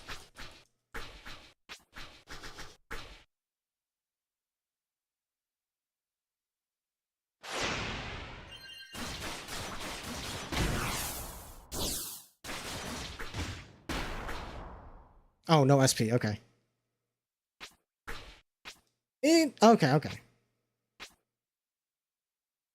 Summon supporters anytime. Cyrano? Wait a minute. Oh, and they give me stuff. And then you can see your stock for it in the upper left. Wow, you really gotta like... That's small in the corner. Burst. Nice, nice. It's the Kaufman tutorial. Let's go. Okay, so it is Kaufman. I thought so. I initially read it as Kaufman and thought I was thinking of the wrong person. Sure, you can tell what the idea is here. Yeah, 100%. In the high-speed subspace corridor, the Ranger en route to the critical coordinates leading to planet AE-38 came under attack. In this situation, the Ranger can't put up any real fight. Only Unicus, equal in power to the attacker, can launch and protect it. And yet this Raider is strangely similar to the Unicus. They must be machines from the same series. Damn puppet. Where'd you hide what you stole? Give it back to me now! What is this Raider talking about? Why are we being attacked? Lamos, you know something, don't you? That thing looks like a whole lot like your Unicus. How would I know? Unicus is my creation. How could there be a counterfeit? Wait, she doesn't seem to know that I'm the one operating Unicus. Does she think it has an autonomous consciousness? What? You're the one controlling Unicus? Not exactly, but I'm basically monitoring the unit. She won't generate objectives on her own. Wait. Okay, I think the translation is a little off. But that's not the point. Things are looking bad right now. These two units have nearly equal output, and I can't get Unicus to block all the attacks. I need a way out. Just keeping her at bay is already... You bastard. What the hell do you even want with the Violet Amber? Why'd you take it? Violet Amber? What's that? Some kind of antique? I don't know what she's talking about. This freak is losing her mind. If we take it down now, we'll get caught in the blast too. The Ranger can't take that kind of hit at the moment. Finally upgraded to the Super Alloy Ranger. Is this really how it ends? Uh-oh. Detecting high energy. Shut up! So damn noisy. Why do you keep standing in my way? You'll all die right here! Are we piloting a giant lady, or are we outside in a ship? Level 1 admin privileges offline. Chief admin now online. What? Critical situation. I'm tearing open space-time to create a breach. Focus all defensive energy on the port side. Disregard attacks from the immenses. Do not let the spatial rift compromise the main ship's structure. Time and coordinates have been transmitted to the Ranger's main control. Don't worry, it'll be fine. Who are you? Why have you taken control of my Unicus? I am Unicus. No time to explain. This is the only way. Wait! Departure countdown. 3, 2. Now's the time. Go! We'll meet again someday. Damn it. All hands, brace for impact! The Ranger will take some damage, but don't worry, we won't be shot down. My ship! My balls! Ranger escaped the space-time breach open torn by the Unicus. Also, yes, I absolutely hear the Way Forward vibes in this music. It has the same sound font. The hull was severely damaged, pushed to the very edge of disintegration, but ultimately survived. What is happening? We're fighting a big lady, and we're going through space-time to not fight her anymore because we were gonna die. 1 Earth month later, in Leaport. All damage sustained by the Ranger during subspace exit has been fully repaired. After upgrading equipment and installing new systems and crew, the Ranger is ready to set out once again. Just then, an accident occurred. A splinter force from the dreaded Steel Hive Legion has invaded Leaport. Before they can transform this place into a new Steel Hive, the Ranger space hunters Moo and Kelly will crush the Queen's ambitions. Okay, let's do it.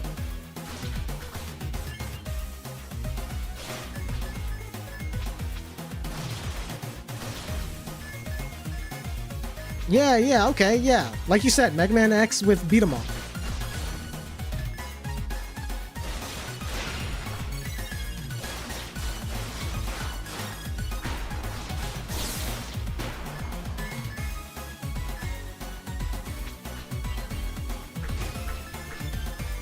Yo, it's like Hollow Knight. We can do down stab.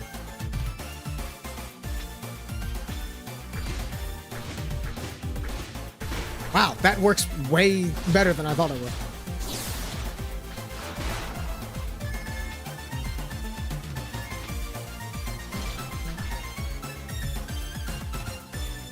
I don't have any supports right now.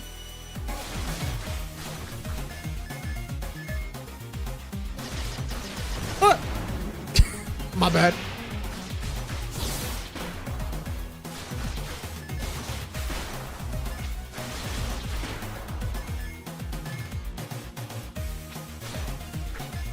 Shmeet! Let's go!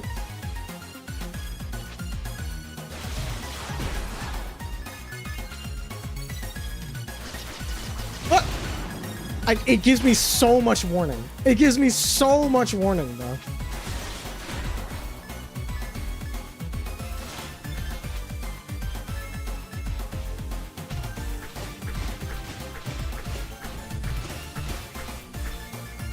I love the stomping. More Shmeet. Oh wait! There's a thing in here! Badooey! Hell yeah. Okay, that's for healing.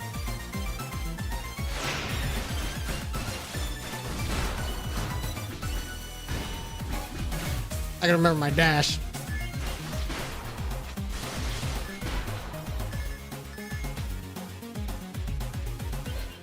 checkpoint, I'm guessing.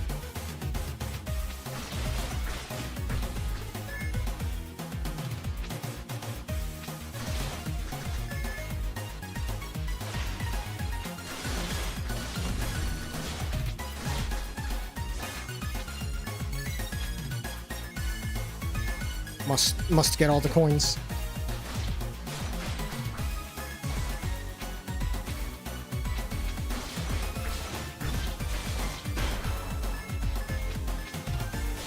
Apparently critical progress is that way, but there's the... I can keep going to the right.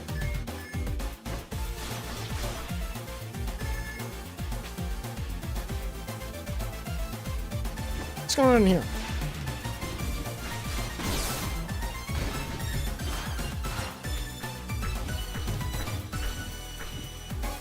There we go.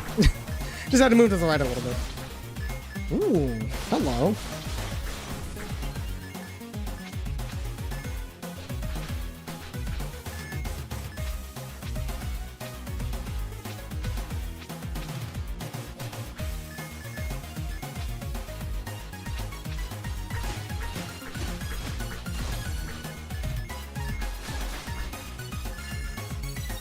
Okay, that's everything in here. Back down.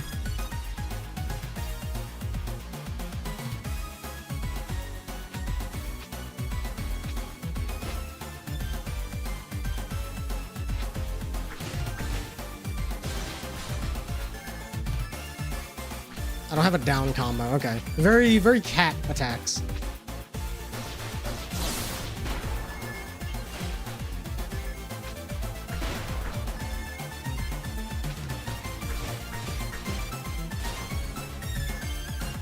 What's going on here? Whoa!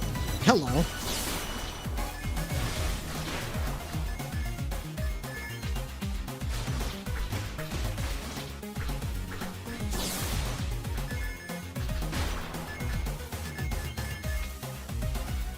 I have a little guy. Can he, like, shoot things?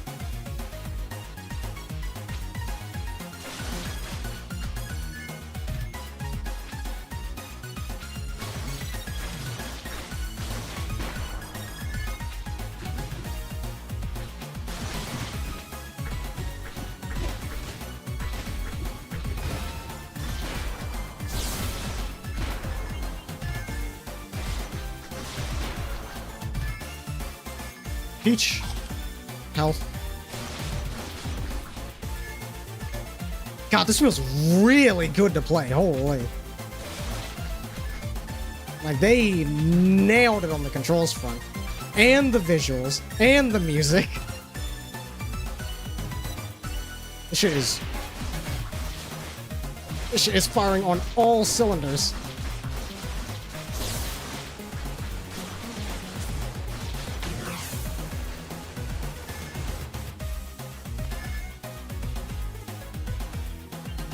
Checkpoint. Oh, come on, we need a warning klaxon, man.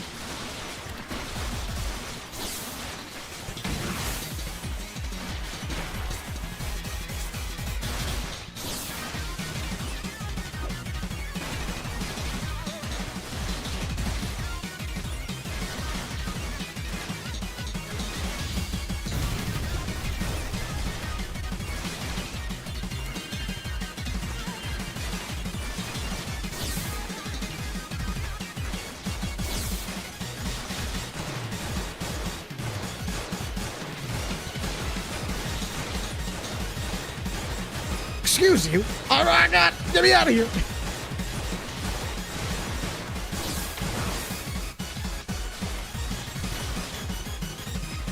Where are you going? Get back here.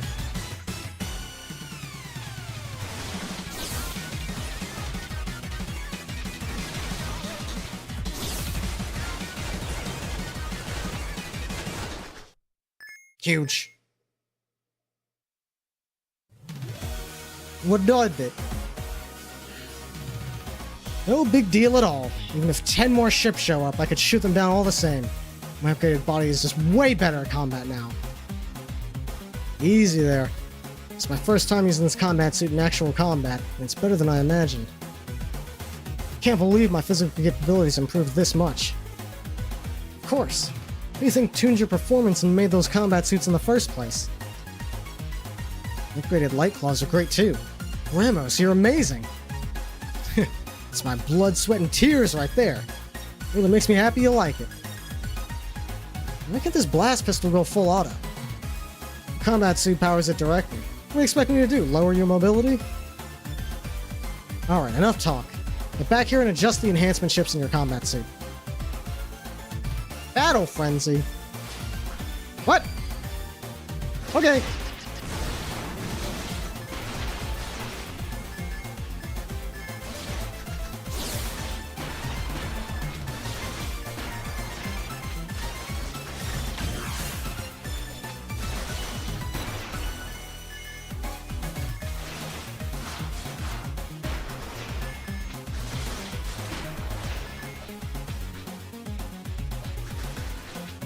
Excuse you, get back here.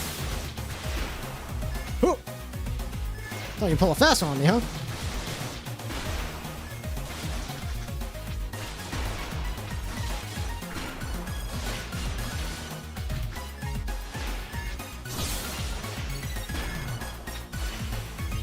My coins!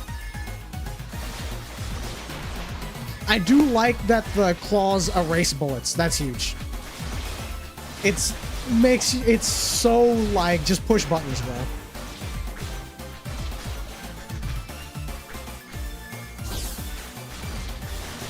Okay, the range on that up special is shorter than I realized. This guy has portraits? I guess for the drawn portraits, I can see it, I can see it.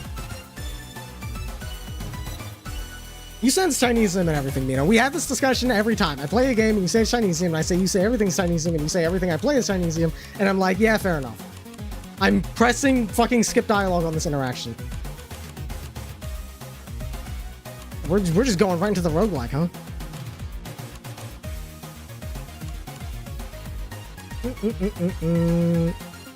SP gain, attack gain, fall speed. On the ground, damage taken. Give me... Which one is EP and which one is SP? Oh, okay. EP is for the burst. Yeah, I'm fine with slower EP gain. I'm not using it that often.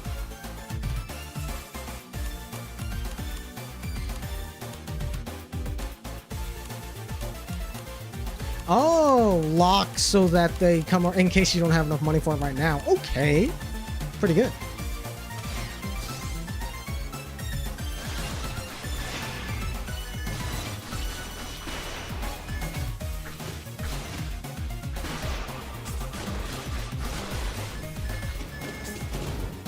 Whoa! Hello.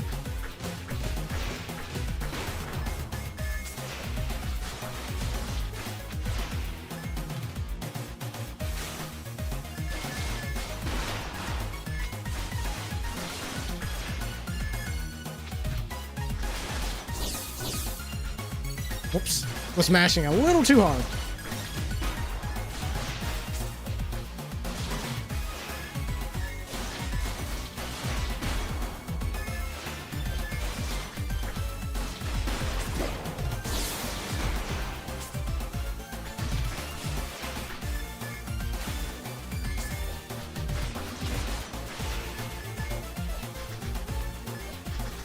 Motherfucker, get back here!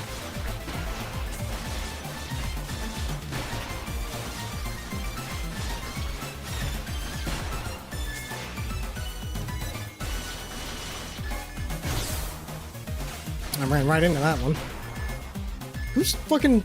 Okay, I was gonna say, who's shooting over there, but I guess no one.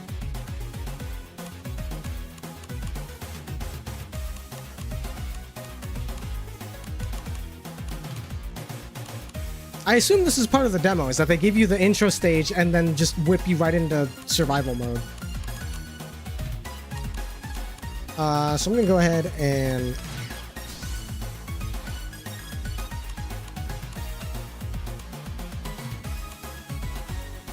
It's nice that you can look at your move list.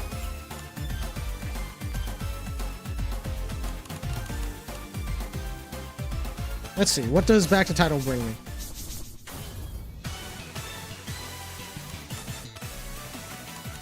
Okay, presumably no save mode. It's just intro level and then throw you into roguelike mode.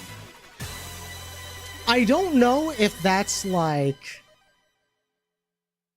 I don't know if that's also a tutorial thing where it's like you're gonna do a roguelike run and then get to the rest of the game, or if that's just the demo being like that's your demo content.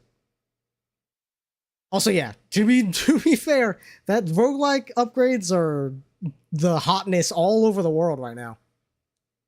But yeah, that fucking rules, dude. That's just the demo? Okay. Yeah, I will definitely, I have stuff to play on stream already. So this might be a game that I play on my own time. We'll see. We'll see.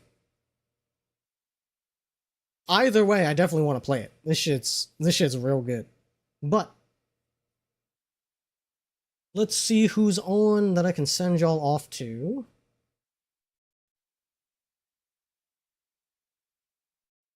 Get the tunes going again.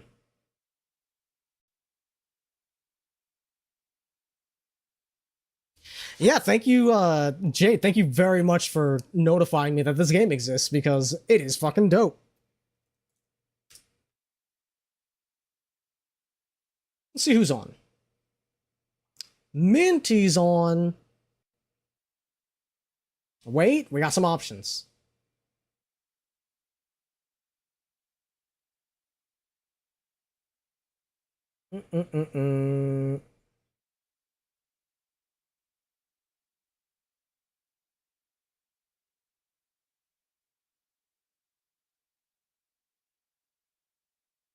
Well, Bill also on.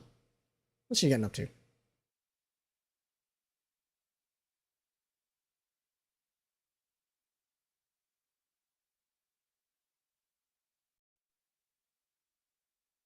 Looks like she's locked in, co-working, vibing.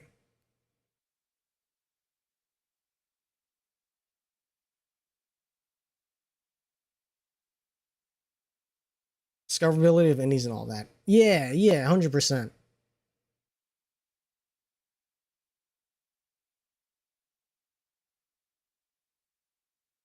Wait. Dusty's playing Dark Cloud? Not a name I was expecting to see today.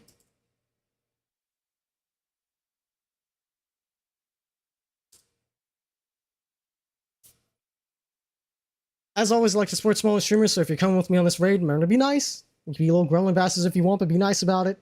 Most importantly, give the streamer a chance to shine, give them a chance to show their stuff. And until probably Friday, because like I said, I'm probably going to take tomorrow off to work on Redeem and hang out in Mino's chat. Until then, thank you Brooke, thank you Foul, thank you Mino, thank you Monster, thank you McVin, thank you Saint. Thank you Jade. Thank you Gray. Thank you Hut.